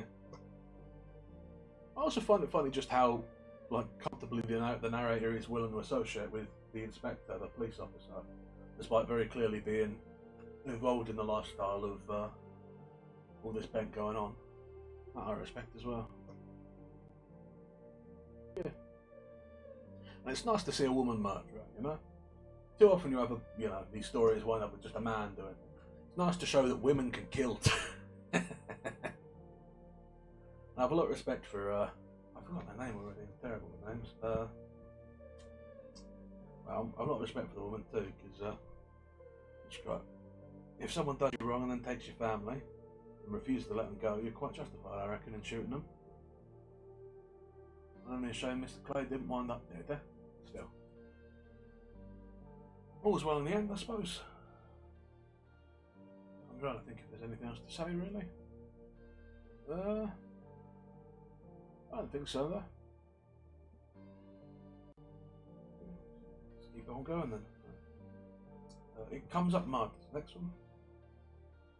Personally, I never criticise Miss Bellua Beauregard for breaking her engagement to little Alfie, because from what she tells me, she becomes engaged to him under false pretences. I do not approve of guys using false pretences to dolls, except of course when nothing else would do. It seems that little Alfie promises to show Miss Bella Beauregard the life of Riley following the races with him, when he gets her to give up a first-class job displaying a shake to the customers in the 900 Club. Although Miss Bellua Beauregard frankly admits that little Alfie does not say what Riley, and afterwards little Alfie states that he must be thinking of 4 Hours Riley when he makes the promise. Never even knows that 4 Hours Riley is nothing but a bum in spades. Anyway, the life Alfie shows Miss Bella Beauregard after they become engaged is by no means exciting according to what she tells me, as little Alfie is always going around the racetrack with 1 or 2 crocodiles that he calls racehorses, trying to win a few bobs for himself, and generally little Alfie is broke and struggling. Miss Bella Beauregard says this is no existence for a member of a proud old Southern family such as the Beauregards. In fact, Miss Bella Beauregard often tells me that she has a half-mind to leave little Alfie and return to her ancestral home in Georgia, only she can never think of any way of getting there without walking. Miss Bella Beauregard says it always makes her feet sort of walk very far, but the only time anybody ever hears of Miss Bella Beauregard doing much walking is the time she is shell-roaded on the Pelham Park way by some Yale guys when she gets cross with them. It seems that when little Alfie is first canvassing Miss Bella Beauregard to be his fiancée, he builds her up to expect diamonds and furs and limousines and one thing and another. The only diamond she ever sees is an engagement ring that little Alfie gives her as the old convincer when he happens to be in the money for the moment, and it is a very small diamond, and needs a high north light when you look at it. Miss Bella Beauregard treasures this diamond very highly, just the same, and one reason she finally breaks off her engagement with Alfie is because he borrows a diamond one day during the High meeting at Miami without mentioning the matter to her, and oxen and fire bobs, which he bets on an old caterpillar of his by the name of Governor Hicks to the show. But the chances are Miss Bella Beauregard will not mind McLaughlin borrowing the diamond so much if he does not take the 25 bobby wounds when Governor Hicks drops in there in third hole and sends it to Colonel Matt Wynne and Louiswood to enter a 3-year-old of his by the name of Last Hope in the Kentucky Derby. This Last Hope being the only other horse that little Alfie owns at this time. Such an action makes Miss Bella Beauregard very indignant indeed, because she says a babe in arms will know Last Hope cannot walk 1.25 miles, which is the Derby distance, let alone run so far, and that even if Last Hope can run 1.25 miles, he cannot run it fast enough to get up any sweat. In fact, Miss Bella Beauregard and little Alfie have words over this proposition, because little Alfie is very high on Last Hope, and will not stand for anybody insulting this particular horse, not even his fiancée, though he never seems to mind when anybody says about Governor Hicks, and in fact he often says it himself. Personally, I do not understand what little Alfie sees in Last Hope, because the horse never starts more than once or twice since it is born, and then has a tough time finishing last. But little Alfie says the 50 G's that Colonel Wynne gives to the winner of the Kentucky Derby is just the same as in the jug, his name, especially if it comes up mud on Derby Day. Little Alfie claims that Last Hope is bred to just naturally eat mud. But Miss Bella Beauregard says there is no doubt that Alfie blows his topper, and that there is no percentage in her remaining engaged with Crackpot. Many citizens put in with her on her statement because they consider entering in Last Hope in the Derby very foolishness, no matter if it comes up mud or what. And right away, Tom Shaw offers 1,000 to 1 against the horse in the future book, and everybody says Tom is underlaying the prices at that. Miss Bella Beauregard states that she is very discouraged by the way things turn out, and she scarcely knows what to do, because she fears her shape changes so much in the 4 or 5 years since she is engaged to little Alfie. Any customers at the 900 Club may not care to look at it anymore, especially if they have to pay for this privilege, although personally I will not pay any reasonable public charge to look at Miss Polar Beauregard's shape at any time, if it is all I suspect. As far as I can see, it's still a very nice shape indeed, if you care for shapes. Miss Polar Beauregard is at this time maybe 25 or 26, and is built like a first baseman, being tall and rangy. She has A-coloured hair and blue eyes, and lots of elf, and a very good appetite. In fact, I once see Miss Polar Beauregard putting on the fried chicken in the Seven Seas restaurant in a way that greatly astonishes me, as I never know before that members of the proud old southern families are such high eaters. Furthermore, Miss Polar Beauregard has a very southern accent, which makes her sound quite cute, except maybe when she is a little excited and is putting the zing on somebody, such as little Alfie. Well, little Alfie says he regrets exceedingly that Miss Polar Beauregard sees fit to break their engagement, and will not be with him when he cuts up the Derby dough, as he is planning a swell wedding for her at French Lick after the race, and even has a list all made out of the presents he is going to buy her, including another diamond, and now he has all the bother of writing out the list for nothing. Furthermore, little Alfie says he is so accustomed to having Miss Polar Beauregard as fiancée, he scarcely knows what to do without her, and he goes around with a very sad puss, and is generally quite low in his mind, because there is no doubt that little Alfie loves Miss Polar Beauregard more than somewhat. But other citizens are around, then the real reason Miss Polar Beauregard breaks her engagement with little Alfie is because a guy by the name of Mr. Paul de Vere is making a power play for her, and she does not wish him to know that she has any truck with a character such as little Alfie. For of course little Alfie is by no means anything much to look at, and furthermore, when with hanging out with his horses most of the time, he never smells like any rose geranium. It seems that this Mr. Paul de Vere is a New York banker, and has a little moustache and plenty of coconut. Miss Polar Beauregard meets up with him one morning when she is displaying her shape on the beach at the Rony Plaza for nothing, and it also seems that there is enough of her shape left to interest Mr. Paul de Vere no little. But the next thing anybody knows, Mr. Paul de Vere is taking Miss Polar Beauregard here and there, and all around and about, although at this time Miss Polar Beauregard is still engaged to little Alfie, and the only reason little Alfie does not notice Mr. Paul de Vere at first is because he is busy training last night to win the Kentucky Derby, and hustling around trying to get a few bobs together every day to stand off the overhead, including Miss Polar Beauregard, because naturally Miss Polar Beauregard cannot bear the idea of living in a flea bag, such as the place where little Alfie resides, but has to have a nice room in the Rony Plaza. Well, personally, I have nothing against bankers as a class, and I never meet up with many bankers in my life, but somehow I do not care for Mr. Paul de Vere's looks. Looks to me like a stony-hearted guy, although of course nobody ever sees any banker who does not look stony-hearted, as it seems that being a banker just makes them look this way. Mr. Paul de Vere is by no means an old guy, and the chances are he speaks of something else besides horses to Miss Polar Beauregard, and furthermore he probably does not smell like horses all the time, so nobody can blame Miss Polar Beauregard for going around and about with him, although many citizens claim she is little out of line in accepting Mr. Paul de Vere's play while she is still engaged to little Alfie. In fact, there is a great indignation in some circles about this, as many citizens feel that Miss Polar Beauregard is setting a bad example to the other fiancés. But after Miss Polar Beauregard formally announces their engagement is off, it is agreed by one and all that she has a right to do as she pleases, and the little Alfie himself gets out of line in what happens at Highley a few days later when he finally notices that Miss Polar Beauregard seems to do with Mr. Paul de Vere, and on very friendly terms with him at that. In fact, little Alfie comes up upon Mr. Paul de Vere in an act of kissing Miss Polar Beauregard behind the hibiscus bush out near the paddock. And this scene is most revolting to little Alfie, as he never cares for hibiscus anyway.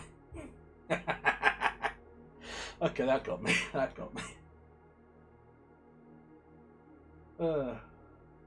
He forgets that Miss Polar Beauregard is no longer his fiancée and tries to take a bunch at Mr. Paul de Vere, but he is stopped by a number of detectives who are greatly horrified at the idea of anybody talking punch at a guy who has as many coconuts as Mr. Paul de Vere. And while they are expostulating with little Alfie, Miss Polar Beauregard disappears from the scene and is observed no more in Miami. Furthermore, Mr. Paul de Vere also disappears, but of course nobody minds this very much, and in fact his disappearance is a great relief to all citizens who have finances in Miami at this time. It seems that before he disappears, Mr. Paul de Vere calls on certain officials of the Jockey Club and weighs in the sacks on little Alfie, stating that he is a most dangerous character to have loose around the racetrack, and naturally the officials have bound to listen to a guy who has as many coconuts as Mr. Paul de Vere.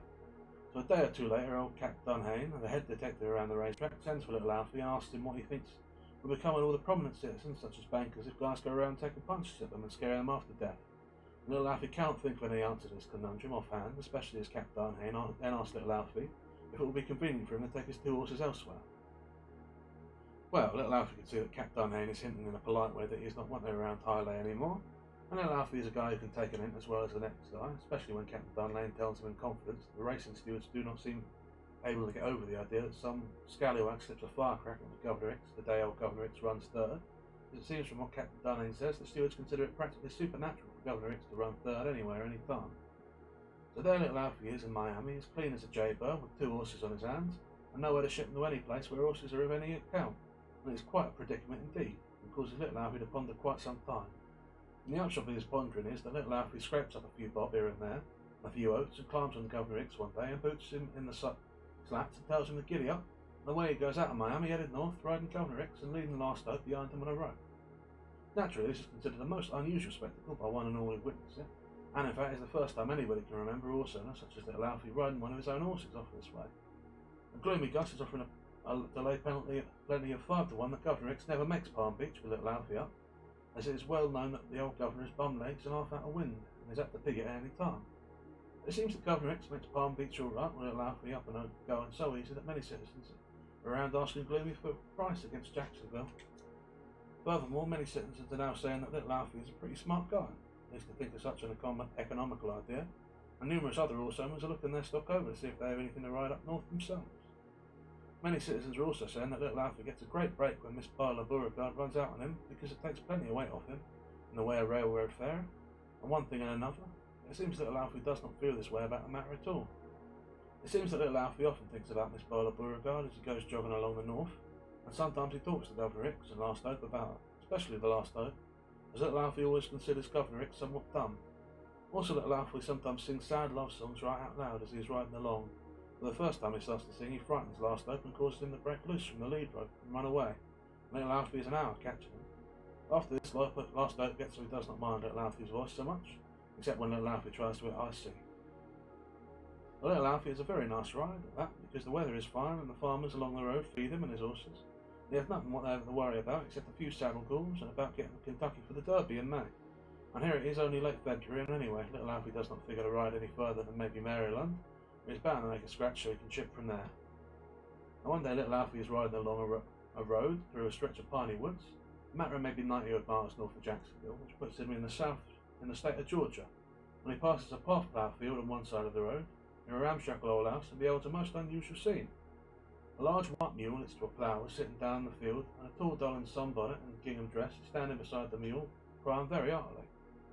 Naturally, the spectacle of a doll in distress, or even the doll who is not in distress, is bound to attract little Alfie's attention. So he tells Governor X and Last Hope for a while, and then he asks the doll what's eating her. And the doll looks up at him out of her sunbonnet, and who is this doll but Miss Bola Beauregard? Of course, little Alfie is somewhat surprised to see Miss Bola Beauregard crying over a mule, especially in her sunbonnet, so he climbs down off Governor X to inquire into the situation. And right away, Miss Bola Beauregard rushed up to little Alfie and chucked herself into his arms and speaks as follows. "Oh, Alfie," Miss Bola Beauregard says, "I'm so glad you find me. I'm thinking of you day and night and wondering if you forgive me. Oh, Alfie, I love you," she says. "I'm very sorry I go away with Mr. Paul Devere. He's nothing but a great rapscallion," she says. "He promises to make me his ever-loving wife when he gives me to accompany him from Miami to his shooting lodge on the old Humour River, 25 miles from here. Although," she says, "I never know before he has such a lodge in these parts." And Miss Barla Beauregard says, "The very first day I have to pop him with a pot of cold cream and render him half unconscious to escape his advantages. Oh, Alfie," she says, "Mr. Paul Devere's intentions towards me are by no means honourable. Furthermore," she says, "Aloni already has an ever-loving wife and 3 children in New York." Well, of course, little Alfie is slightly perplexed by this matter, and can scarcely think of anything much to say. Finally, he says to Miss Barla Beauregard like this. "Well," he says, "but what about the mule?" "Oh," Miss Barla Beauregard says, "his name is Abimelech, and I'm ploughing with him when he pulls off and sits down and refuses to budge. He's the only mule he owns," she says, "and he's old and ornery and nobody can do anything whatever with him, and he wishes to sit down, but," she says, "my papa will be very angry because he expects me to get this field all ploughed up by supper time. In fact," Miss Barla Beauregard says, "I'm afraid my papa will be so angry he will give me a whopping, because he by no means forgive me as yet for coming home, and this is why I'm shed tears when you're coming along." And Miss Barla Beauregard begins crying again as if her heart will break. And if there is one thing little Alfie hates and despises, it is to see a doll cry, and especially Miss Barla Beauregard. But Miss Barla Beauregard can cry in a way to wake the dead when she is going good. So little Alfie holds her close to his chest, and he ruins 4 cigars in his vest pocket, and he speaks to her as follows. "Tut, tut," little Alfie says. "Tut, tut, tut, tut," he says.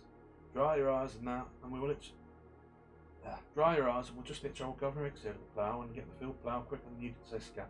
Because, little Alfie says, and I'm young squirt, I'm the best player in Columbia County, New York. Well, this idea cheers Miss Bowler Beauregard up no little, so little Alfie ties last oak to the tree and takes the harness of Abimelech, the mule who keeps right on sitting down. So he does not care what happens. He pulls the harness of Governor X and hitches Governor X to the plough, and the way the old governor carries on when he finds out that they wish him to pull a plough was really most surprising. In fact, little Alfie has to get a club and reason with Governor X before he will settle down and start pulling the plough. It turns out that little Alfie is a first-class plougher at that, and while he is ploughing, Miss Bowler Beauregard walks along with him and talks at Blue Street. And little Alfie learns more things from her in half an hour than he ever before suspected in some years, especially about Miss Bowler Beauregard herself. It seems that the ramshackle old home is Miss Bowler Beauregard's ancestral home, and our people are very poor, and live in these piney woods for generations, and think their name is Benson and not Beauregard at all, this being nothing but a name that Miss Bowler Beauregard herself thinks up her own head when she goes up to New York to display her shape. Furthermore, when they go into the house, it comes out that Miss Bowler Beauregard's papa is tall, skinny old guy with a goatee who can laugh faster than little Alfie claims last night can run. But it seems that the old ski six takes quite an interest in last night when little Alfie begins telling him of what a great horse this horse is, especially in the mud. Now he's going to win the Kentucky Derby. In fact, Miss Bowler Beauregard's papa seems to believe everything little Alfie tells him. And as he's the first guy little Alfie ever meets up with who believes anything he tells him about anything whatever, it's a privilege and a pleasure for little Alfie to talk to him. Miss Bowler Beauregard also has a mama who turns out to be very fat and full of southern hospitality and quite handy with the skillet. Then there is a grown brother by the name of Jeff, who is practically a genius, as he knows how to disguise skimming so it makes a person only a little sick when they drink it. The skimming being a drink which is made from skimmings that come to the top of boiling sugarcane, and generally it tastes like gasoline. Very fatal indeed.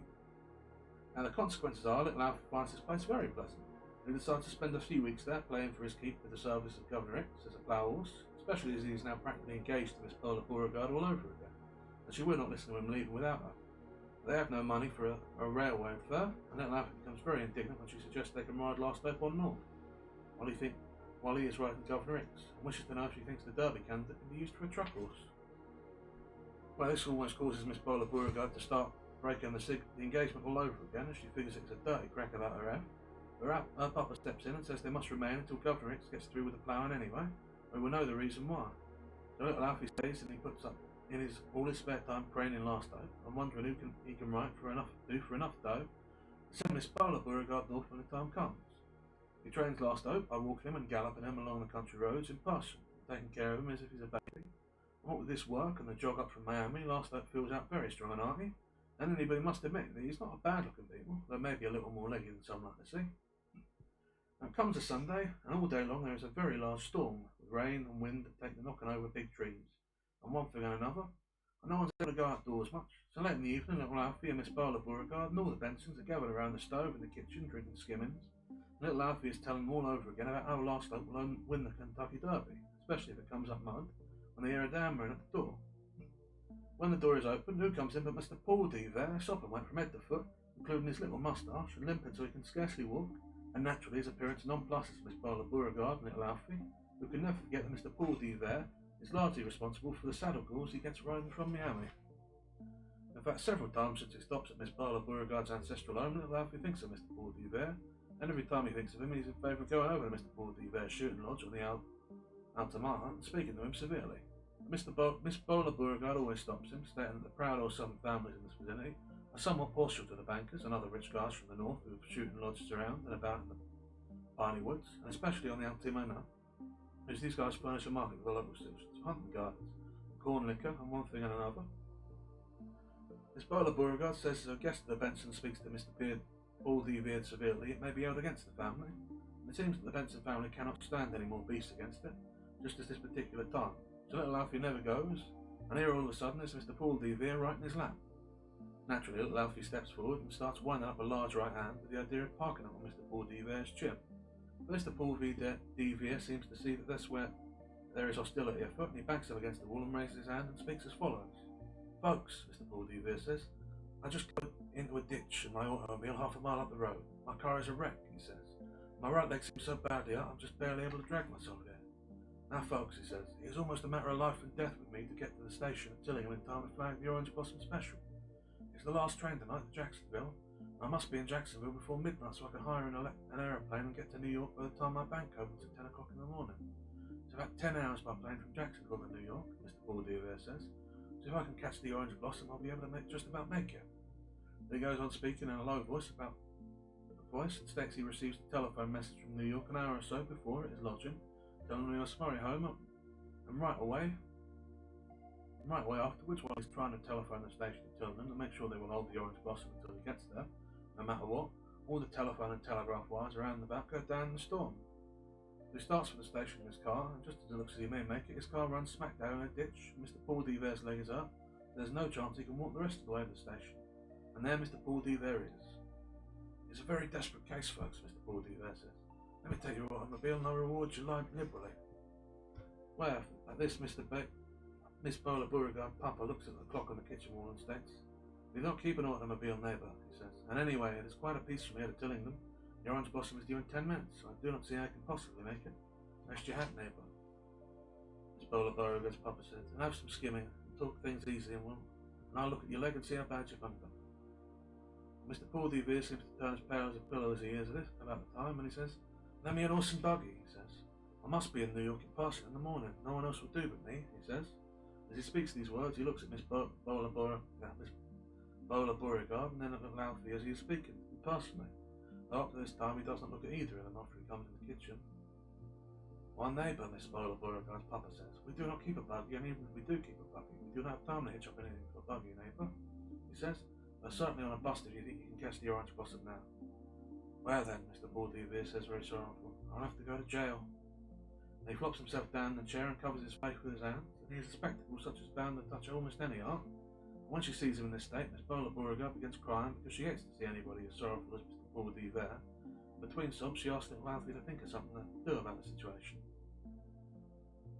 "Let Mr. Paul Devere ride Governor Hicks to the station," says Miss Beauregard says. "After all," she says, "I cannot forget his courtesy in sending me halfway here in his car from the shooting lodge after I popped with a pot of cold cream, instead of making me walk as all those Yale guys do the time they red light me."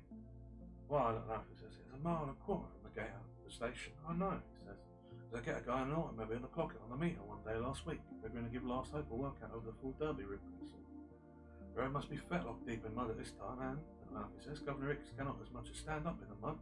The only horse in the world that can run fast enough through this mud to make the Orange Blossom is Last Hope. But," Alfie says, "of course I'm not letting anybody ride a horse as valuable as Last Hope and catch a train." At this, Mr. Paul Devere lifts his head and looks at little Alfie with great interest and speaks as follows.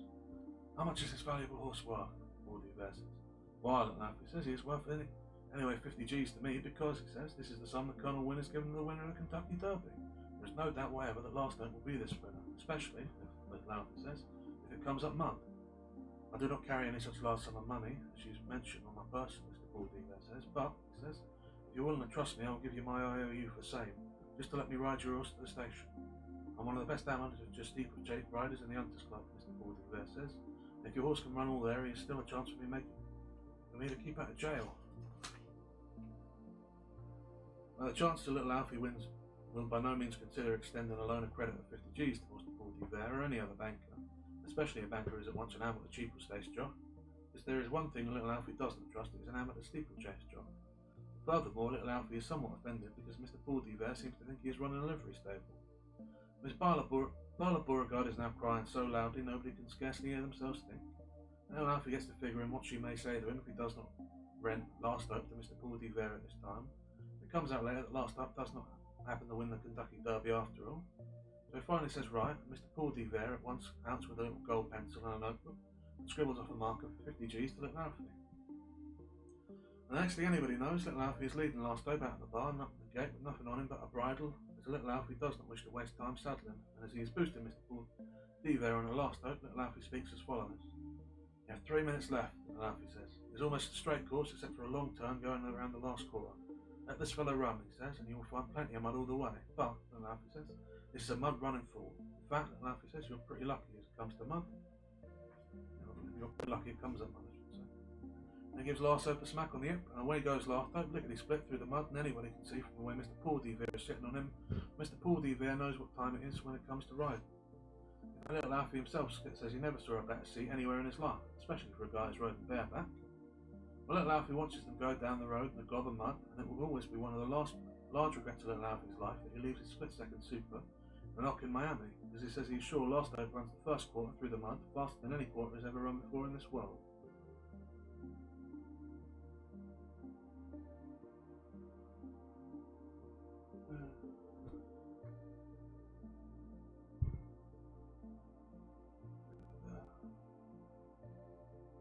Of course, little Alfie is more excited than somewhat at this moment, and the chances are he exaggerates Last Hope's speed. However, there is no doubt the Last Hope goes over the road very rapidly indeed.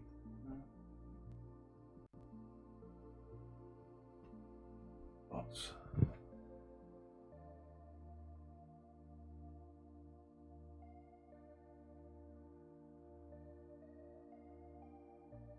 No doubt Last Hope goes over the road very rapidly indeed, as a colour party who was out squirrel hunting comes along a few minutes afterwards and tells little Alfie something goes past him on the road so fast he cannot tell exactly what it is. He states that he's pretty sure it is old Emery Devil himself, because he smells smoke as it passes him, and hears a voice yelling "Hi-ya!" But of course the chances are this voice is nothing but the voice of Mr. Paul D. Veers yelling words of encouragement at the Last Hope. It is not until the station master at Tillenham, a guard by the name of Asprey Potts, drives over to Miss Viola Beauregard's ancestral home an hour, and little Alfie hears that as Last Hope pulls out of the station and Mr. Paul D. Veers dismounts with so much mod on him that nobody can tell if he's a plaster cast or what. The horse is gimping as bad as Mr. Paul D. Veer himself. Asprey Potts says there is no doubt Last Hope had Bo's attendant or some such, and that if they are able to get to the races again, he will eat his old wool out. Personally, Asprey Potts says, as he mentions this sad news, I do not see what Mr. Paul D. Veer's hurry is at that to be pushing the horse so hard. He has 57 seconds left by my watch when the orange blossom pulls in right on time to the dot, Asprey Potts says. Well, this little Alfie sits down and starts figuring, and finally he figures that Last Hope runs the mile and a quarter, and around 2:03 in the mud, with maybe 160 pounds up for Mr. Paul D. Veers is no feather duster. I know horse ever runs a mile and a quarter in the mud at the Kentucky Derby as fast as this, or anywhere else as far as anybody knows, so little Alfie claims that this is practically flying. Of course, few citizens ever accept little Alfie's figures as strictly official, as they do not know if Asprey Potts' watch is properly regulated for time and racehorses, even though Asprey Potts is 100% right when he says they will never be able to get Last Hope to the races again. Well, I meet up with little Alfie out one night in summer in Mindy's restaurant on Broadway, and it's the first time he is observed in these parts in some time, and he seems to be looking very prosperous indeed. And after we get to cutting up old touches, he tells me the reason for this prosperity. It seems that after Mr. Paul D. Veers returns to New York and puts back in his bank whatever it is that is advisable for him to put back, or takes out wherever it is that seems best to take out, and gets himself all rounded up so there is no chance of him going to jail, he remembers that there is a slight difference between him and little Alfie. So what does Mr. Paul D. Veers do but sit down and write out a cheque with 50 G's to little Alfie, and take up his IOU. So little Alfie is nothing out on account of losing the Kentucky Derby, and in fact he is stone rich. I'm glad to hear of it, because I always sympathise deeply with him and his bereavement over the loss of Last Hope. Then I asked little Alfie what he is doing in New York at this time, and he states to me as follows. Well, little Alfie says, I'll tell you. The other day, he says, I get to thinking things over, and among other things, I get to thinking that after Last Hope wins the Kentucky Derby, he's a sure thing to go on and also win the Maryland Preakness, because, Alfie says, the Preakness is a 16th of a mile shorter than the Derby. An horse that can run a mile and a quarter in the mud in around 2:03 with a brick house on his back is bound to make anything that way. Whereas air looks silly at a mile and 3:16, especially, little Alfie says, if it comes up mud.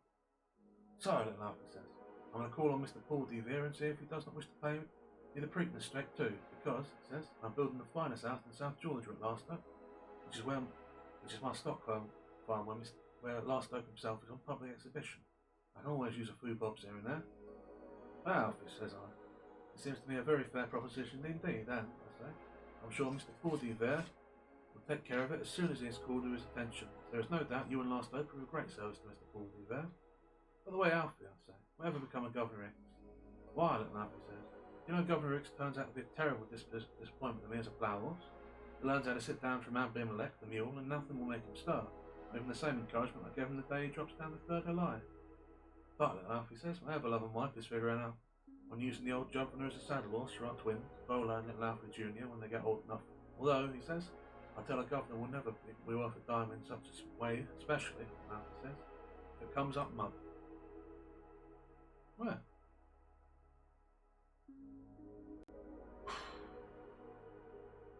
That were a bit more convoluted.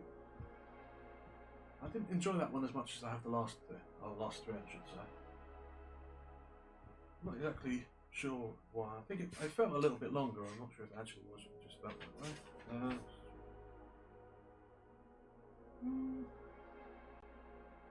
Yeah, a smidge longer. Not a lot longer, but a bit longer. And yeah, it was a little bit longer, and it did feel longer. I think I had somewhat less patience with a little like repetition in this one. Just the constant repeating of the 3-barrel name, Miss Bala Beauregard, sort of got to me a bit. I'm also, I don't know, I'm not that in on horse racing, I guess. Like, it feels like this is a story for horse racing aficionados. I mean, I don't know much about it, being that horses are very, very big, and I never was much one for racing. I don't know that they have much food at racetracks. I don't think I've ever been to one. Can't be sure. I mean, it's a fun enough story, and there were parts of it I quite liked. Like, I did like the decision to just ride the horses off into the sunset. Makes a lot of sense to me. Trying to think of anything else. I also appreciate the oh god, that was the hibiscuses line. That did tickle me. That one, it's not even that particularly good of a joke, but it just got me. I think it was part of it was just because the joke part was just over a page, so I didn't see it coming. But also, it got me. It was a good one. Never much care for hibiscuses. Good. I don't know why I got me so much, but it did. Yeah. Again, this is the fourth story in a row that mentions Broadway, and the third that mentions the same diner, so must be an important diner. The food must be good. But I shouldn't dwell on that. I should be thinking about it all night. Nor if we haven't gone on, well, probably going to go 2 hours with the last one. This last one's not as long as the one we just had, as It Comes Up Mud. But it's I think about as long as the longest of the first 3. So not too short one. Probably gets past the 2-hour mark. It should be good. Better because we don't have anything more to read. Yeah, so unless anyone has anything to say about it, I think I'll take another quick drink of water, and I'll press on with the last one.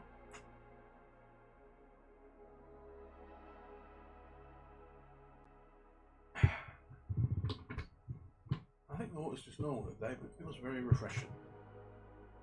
It's a little bit warm down there, so I'll spell that one. I don't know why it's warm, but it is. Oh, there's all sorts of pipes running through this place. Sometimes I'll just get hot for no reason. And sometimes Lamp tries to explain it to me, but it goes over my head quite a lot. So, let's be about it then. A Very Honourable Guy. Off and on, I know Pete Samuels is a matter of 8 or 10 years, up and down Broadway, in and out, but I never have much trouble with him, because he's a guy I consider no dice. In fact, it does not mean a thing. In the first place, Pete Samuels is generally broke. There is no percentage in hanging around brokers. The way I look at it, if you're not going to get anything off a guy who's not got anything, so while I'm very sorry for brokers, and I always want to hope that they get hold of something, I do not like to be around them.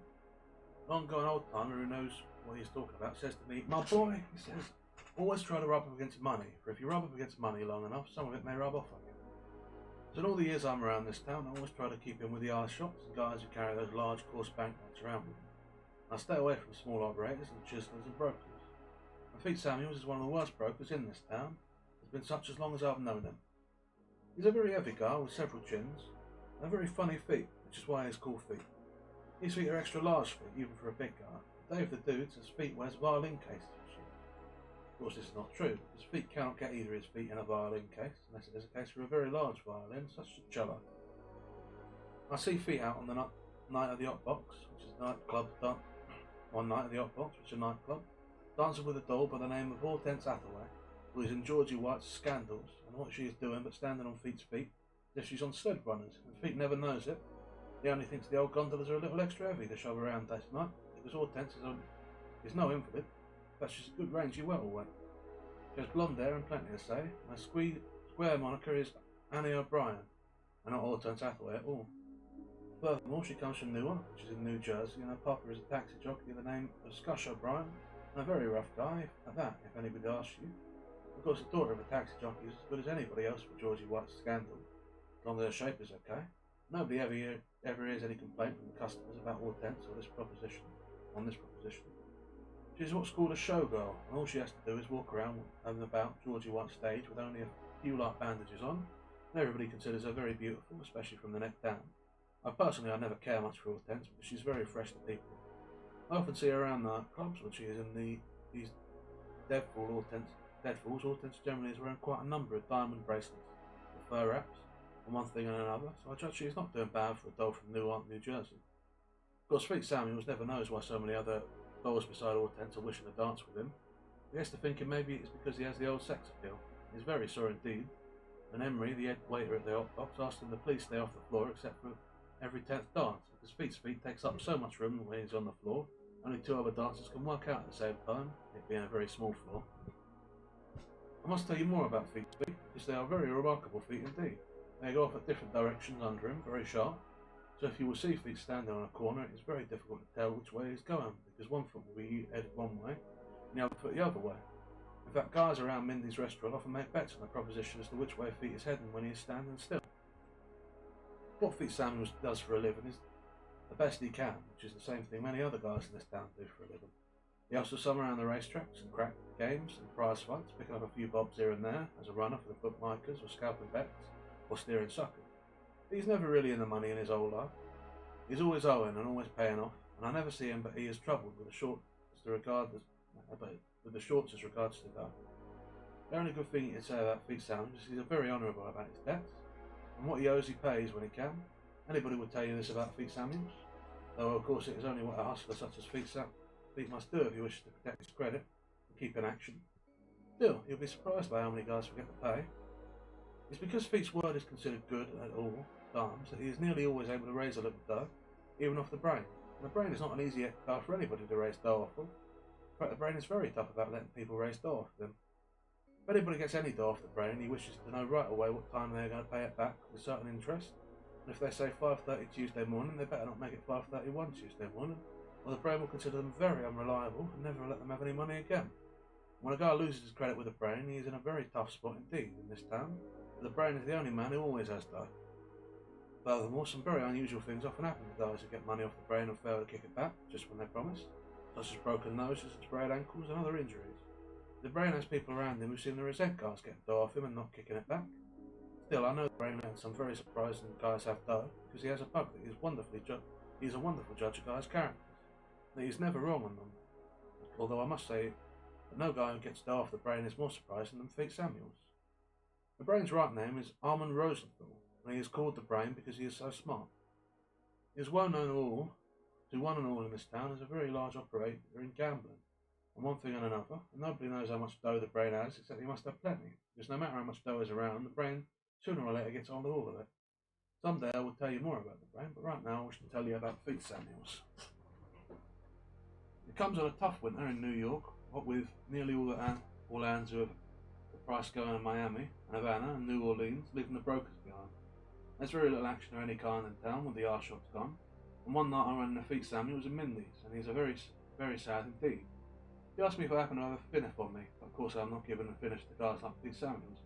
Finally offers to compromise with me for a deuce, so I can see things must be very bad with Feet for him to come down from $5 to $2. We're in his way overdue, the shovel and broom, Feet says. I have a hard-hearted landlady who will not listen to reason. She says she will give me the wind if I do not lay something on the line at once. Things are never so bad with me, Feet says. I'm thinking of doing something very desperate.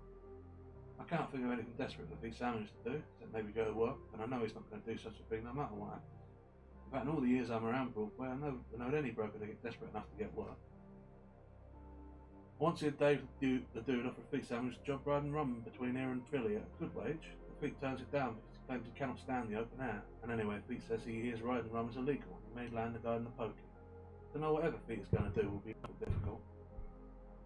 Brain's still in town, I said to Feet. Why do you not put the love on him? You stand okay with him? There's the big trouble, Feet says. I owe the brain a C-note already, and I'm supposed to pay him back by 4 o'clock Monday morning.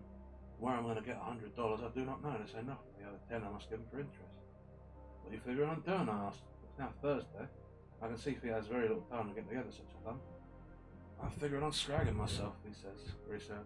What good am I to anybody? I have no family and no friends, and the world is packing enough weight without me. Yeah, I think I will scrag myself. It's against the law to commit suicide, and this man's down, I say. Well, what the law can do to a guy who commits suicide, I'm never able to figure out. I don't care, he says. I'm sick and tired of it all, especially sick and tired of being broke. Never have more than a few quarters to rub together in my pants pocket every time. Everything I try turns out wrong. The only thing that keeps me from scragging myself at once is the C note that I brain. I do not have to have him going around after I'm dead, gone asking if I'm no, so I've gone saying I'm no good. The toughest thing of all, Pete says, is I'm in love. I'm in love with Hortense. Hortense, I say, very much astonished indeed. My Hortense is nothing but a big stop. Stop right here. Well, no, I'll call the bit baloney or whatever else you're going to call her, because I love her. I cannot live without her, in fact, he says. I do not wish to live without her. Well, I says, what does Hortense think about you loving her? She does not know it, Pete says. I'm ashamed to tell her, because naturally if I tell her I love her, Hortense will expect me to buy her some diamond bracelet. Naturally I cannot do this. I think she likes me more than somewhat, because she looks at me in a certain way. But, Pete says, there's some other guy who likes her also and is buying a diamond bracelet and what goes with them. Which makes it very tough for me. I do not know who the guy is, and I do not think Hortense cares for him so much. Naturally any doll must give serious consideration to a guy who can buy a diamond bracelet. But there's nothing for me to do but scrag myself. Naturally I do not take Pete Samuel serious, and I forget about his troubles at once, because I figure he will wiggle out somewhere. The next night he comes into Mindy's all pleasured up, and I figure he must make scratch somewhere, for he's walking in like a man with about $65 on him. It seems Pete only has an idea, and very few ideas are worth $65. I'm laying in bed thinking this afternoon, Pete says. Thinking how I can raise enough dough to pay off the brain, and maybe a few other guys and my landlady. I'll leave a few bobs over up there at me. I want to sell my body. Naturally, I'm somewhat bewildered by this statement, so I ask Pete to explain. And here is his idea. He's going to find some doctor who wishes a dead body and sell his body to the doctor for as much as he can get. His body to be delivered after Pete scrags himself, which will be within a certain time. I understand, Pete says. These croakers are always looking for bodies to practice on. The good bodies are not easy to get nowadays. How much do you figure your body's worth? Well, Pete says. A body as big as mine would be worth at least a G. Pete, I say. This all sounds most gruesome to me. Personally, I do not know much about such propositions, but I do not believe if doctors buy bodies at all, that they buy them by the pound. And I do believe you can get $1,000 for your body, especially while you're still alive. How does the doctor know if you would deliver your body to him? Why, he says very indignantly, everybody knows I pay what I owe. I can give the brain for reference, and he will be okay with me with that. And he will okay me with anybody for keeping my word. That seems to me that there's a little sense to what Pete Samuel is talking about, and anyway I figure that maybe he blows his top out, which often happens to brokers. So I pay no more attention to him. On Monday morning, just before 4 o'clock, I'm in Mindy's, and what happens but in walks Pete with an handful of money, looking much pleased. Brain is also there at the table, where he always sits, facing the door, so nobody can pop in on him without seeing them first. There are many people in this town that the Brain likes to see first, if they come where he is. Pete steps up to the table, and there's a C note in front of the Brain, and also a saw button. And the Brain looks up at the clock and smiles and says, "Okay, Pete, you're on time." Very unusual for the Brain to smile about anything, but afterwards I hear he wins 2 C's off Manny Mandel, who fit and Feet will not pay off at the time. The Brain has a smile coming. By the way, Feet, the Brain says, the doctor's called me up today and asked if your word is good. And he may be glad to know I'll tell him you are 100%. I'll put the OK on you because I know you never fail to deliver on a promise. You sick or something? Nah, Feet says, I'm not sick. Just have a little business deal on with the guy. Thanks for the OK. He comes over to the table where I'm sitting. I can see he still has money left on his duke. Naturally, I'm anxious to know where he's made to scratch. By and by, he tells me. I put over the proposition I'm telling you about, he says. I sell my body to a doctor over on Park Avenue by the name of Bodecker. But I do not get a G for it, as I expect. These bodies are not worth much right now because there are so many on the market. Dr. Bodecker gives me 4 C's on 30 days delivery. Never noticed so much trouble selling the body before, Pete says. The doctors call the cops on me when I proposition them, thinking I'm daffy. Dr. Bodecker is a nice old guy and is glad to do business with me, especially when I give the brain its record. Dr. Bodecker says he is looking for an head shape just like mine for years, because it seems he is a shark on it. But, he says, I've got to figure out some way of scragging myself besides jumping out a window like I planned. Because Dr. Bodecker does not wish my head mussed up. Well, I say, it's certainly most ghastly to me, and does not sound legitimate. Mr. Brain, know you sell your body? No, Dr. Bodecker only asked him over the phone if my word's good. He does not tell him why he wished to know. But he's satisfied with the brains okay. I'm going to pay my landlord and take up a few other markers here and there, and feed myself up good until it's time to leave this bad old world behind. It seems Pete Samuels does not go to pay his landlady right away. Where he goes is the Johnny Crackhouse crap game downtown, which is a crap game with a $500 limit. But the eye shops seldom go. There's always some action for a small operator. As Feet walks into the joint, it seems the big Nige is trying to make 4 with the dice. Everyone knows that 4 is an hard point for Big Nige or anybody else to make. The Feet Sandwich looks on a while Big Nige's trying to make 4. A guy by the name of Whitey offers to take 2 to 1 for a C-note, and the Big Nige makes the 4, which is certainly more confidence than I will ever have with Big Nige. Naturally, Feet rules out a couple of C-notes at once, as anybody must do when he has a couple of C-notes, and bets Whitey 200 to 100 that Big Nige does not make the 4. And right away, Big Nige outs with a 7, so Feet wins the bet. But to make a long story short, Feet stands there for some time, betting guys that other guys will not make 4, whatever it is they're trying to make with the dice. The first thing anybody knows, Feet Samuels is a 6G's winner, and as the crap game all crumpled up. I see him the next night in the hot box, and this big first baseman, Hortense, is with him, sliding around on Feet's feet. A blind man can see that she has on at least 3 more diamond bracelets than he had before. A night or 2 later, I hear of Feet beating Long George McCormick, an eye shop in Los Angeles, out of 18G's playing a card game. It's called Lowball. And Feet Samuels has no more license to beat a guy like Long George playing Lowball than I have to kick Jack Dempsey. When a guy finally gets his rushes in gambling, nothing can stop him for a while. And this is the way it is with Feet. Every night you hear him winning plenty of dough at this game or that. He comes to Mindy's one morning, and naturally I move over to his table at once. His Feet is now the money, and is a guy nobody can associate with freely. I'm just about to ask him how things are going with him, although I know they're going pretty good. But in pops a fierce-looking old guy with his face all covered with grey whiskers that stick out every which way, and whose eyes peek out of these whiskers very wide indeed. Feet turns pale as he sees the guy, but nods at him, and the guy nods back and goes out. He's the Whiskers, I asked Feet. He's here the other morning looking around, and he makes people very nervous because nobody can figure out who he is, what his dodge may be. It's old Doc Boyacker, Feet says. He's round checking up on me, makes sure I'm still in town. So I'm in a very hot spot one way or another. What are you worrying about, I asked? You've got plenty of dough and about 2 weeks left to enjoy yourself, or this Doc Boyacker closes on you. I know, Feet says very sad. But now I've got this dough, things do not look so tough for me as formerly. I'm very sorry I made the deal with the doctor. Especially, Feet says, on account of Hortense. What about Hortense? He says. I think she's commencing to love me since I'm able to buy her more diamond bracelets than the other guy. Feet says. If it is not for this thing hanging over me, I will ask her to marry me. Maybe she'll do it, huh? Well then, I say, why do you not go on the way with Whiskers and pay him back at his dough back? Telling you change your mind about selling your body. But of course it is not for Whiskers buying your body, you will not have all this dough. I do go with him, Feet says. I can see that there are big tears in his eyes. But he says he will not cancel the deal. He says he will not take my money back. What he wants is my body, because I have such a funny shaped head. I offer him 4 times what he pays me, but he will not take it. He says my body must be delivered in promptly on March 1st. Does Hortense know about this deal, I ask? Oh, no, Feet says. I never tell her because she'll think I'm crazy. Hortense does not care for crazy guys. Now, she's always complaining about the other guy who buys the diamond bracelet. Amy's a little crazy, and if she thinks I'm the same way, the chances are she'll give me the breeze. Now, this is a situation indeed. What to do about it, I do not know. I put the proposition up to a lawyer friend of mine the next day. He says he does not believe the deal will hold good in court, but of course I know Feet Sandwich does not wish to go into court, because the last time Feet goes to court he is held as a material witness, is in the tombs 10 days. The law says Feet can run away, but personally I consider this a very dishonourable idea after the brain putting in the okay on Feet with old Dr. Brodecker. Anyway, I can see Feet is not going to do such a thing as long as Hortense is around. I can see with that one area of her head is stronger than the Atlantic cable with Feet Samuels.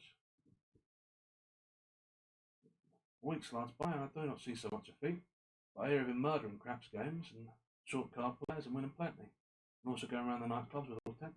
Finally has so many bracelets there is no more room in her arms, and she puts a few of them on her ankles, which are bad ankles to look at, with or without bracelet.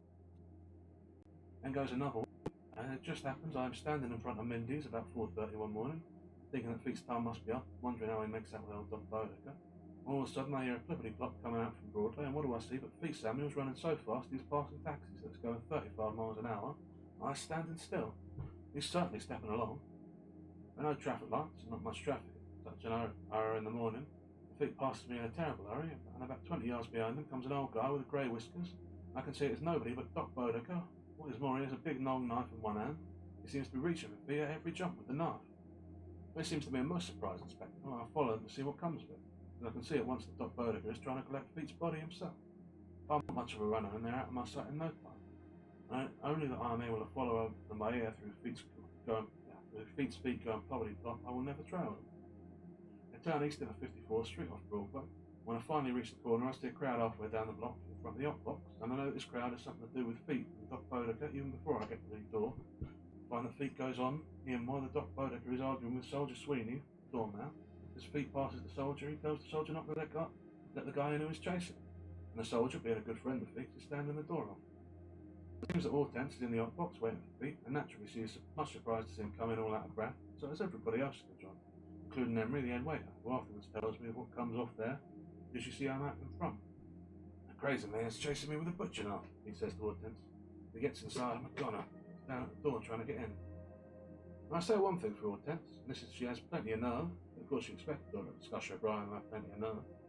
Nobody ever has more mocks at Scush. Emery, the head waiter, tells me that Hortense does not get excited, but says she would just have a little peek at the guy who's chasing Feet. The yacht box is over a garage, and the kitchen windows look down into 54th Street.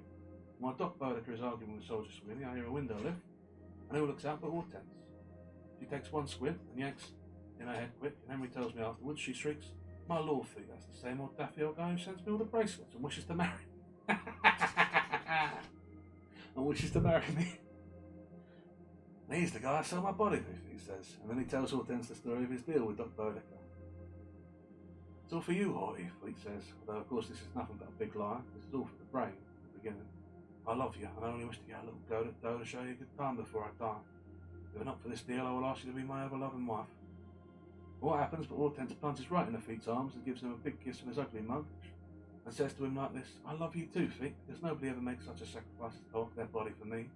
Never mind the deal, I will marry you at once, only we must first get rid of this old daffy guy downstairs. Then Hortense peeks out the window and hollers down at old Doc Bodeker. Go away, she says, go away, or I will chuck you in a moth in your, or I'll chuck a moth in your whiskers, you old fool. The sight of her only seems to make Doc Bodeker a little wilder than somewhat, and he starts struggling with Soldier Sweeney very ferociously. So the soldier takes the knife away from the Doc and throws it away before somebody gets up with it. Now it seems Hortense looks around the kitchen for something to chuck out the window at Doc Bodeker. And all she sees is a nice new ham, which the chef just lays out on the table to slice up for ham sandwiches. His ham is a very large ham, such as will last the hot box a month. They slice the ham up in their ham sandwiches very, very thin up at the hot box. Anyway, Hortense grabs up the ham and runs to the window with it, and gives it an heave without even stopping to take aim. Well, this ham hits the poor old Dr. Bodeker about it, smack down on the knob. Doc does not fall down, but he commences staggering around with his legs bending under him like he's drunk. I wish to help him because I feel sorry for a guy in such a spot as this, and what's more, I consider it a dirty trick for a doll such as Hortense to slug anybody with a ham. I take charge of the old Doc and lead him back down Broadway into Mindy's, where I sit him down and get him a cup of coffee, a Bismarck errand or a Varden, while quite a number of citizens go around him very sympathetic.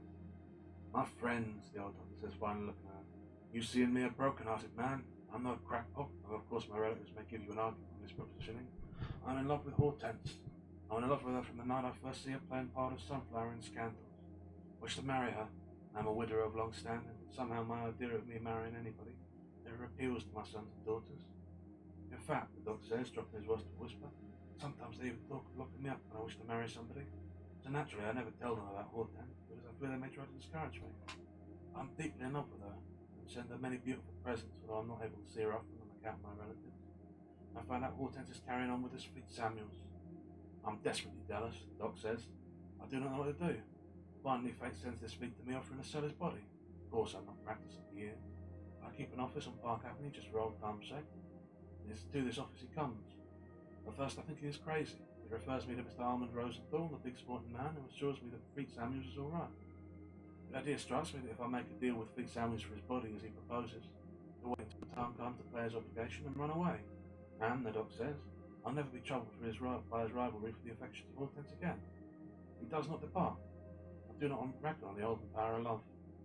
Finally, in a just frenzy, I take after him with a knife, figuring to scare him out of town. It's too late. I can see now Hortense loves him in return. But she will not drop a scuttle of coal on me in defence as she does. Yes, gentlemen, the old Doc says, I'm broken-hearted. I also seem to have a large lump on my head. Besides, Hortense has all my presents. Fleet Samuels is my money, so I get the worst of it all round.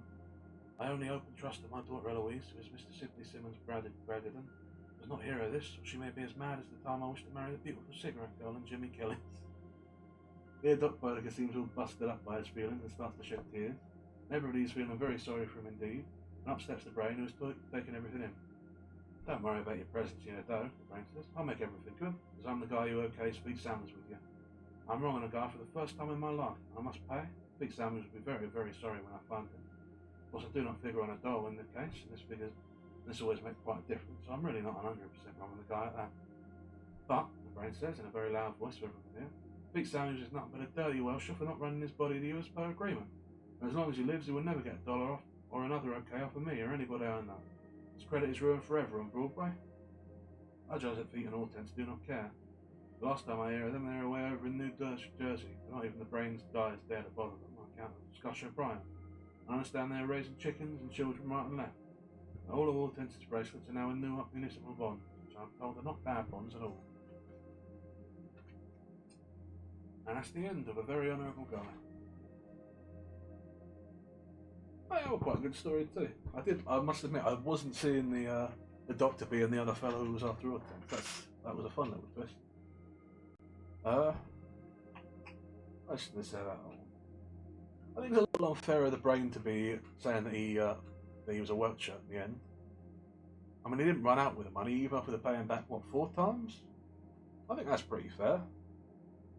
Like, sure, he agreed to sell his body, and being a man of his word, he should do it. But if you back out of a deal, but if you pay back the full stake, even, I think that's pretty reasonable. Especially if you pay it back with interest. Pay him 4 times as much back.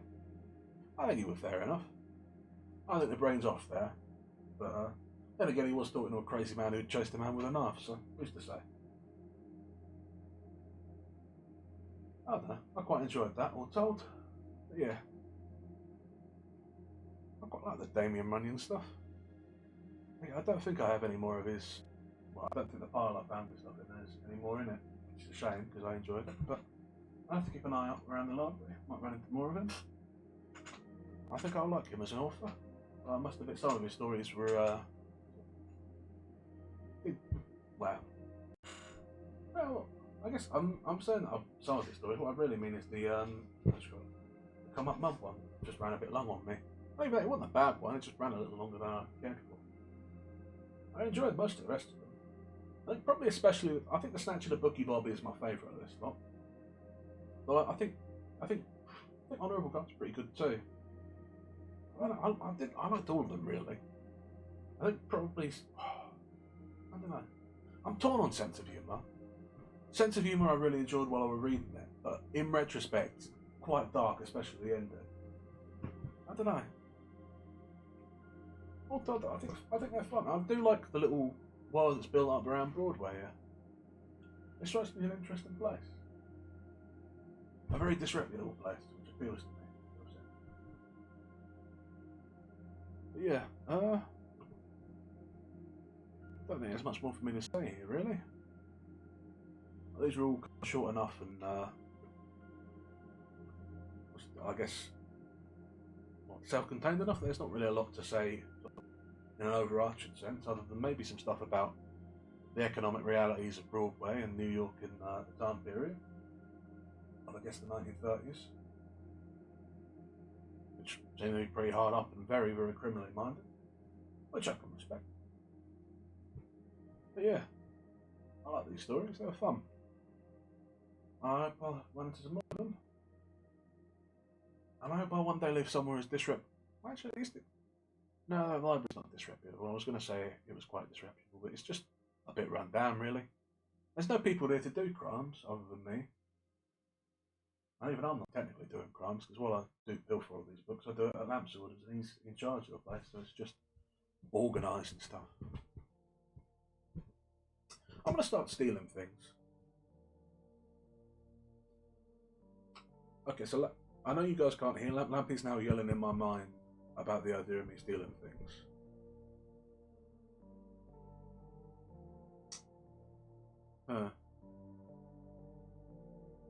Okay, yeah. Lamp, please stop yelling at me.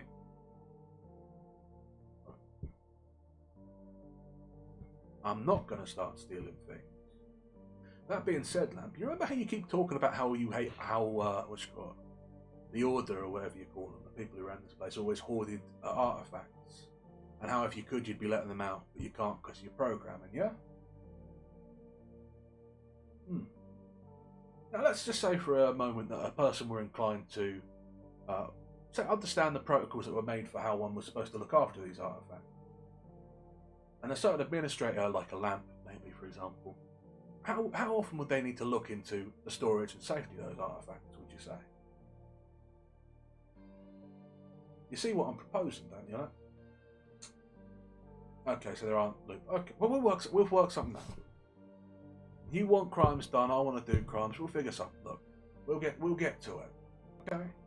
Anyway, I don't think I've got anything I want to say on the books, and yeah, I got to go try and figure out how to make Lamp able to do crimes he wants to do for a bit. So yeah, I think I'll talk to you a lot later, or not. I don't know. We'll see. Ta-ra. Have a good one.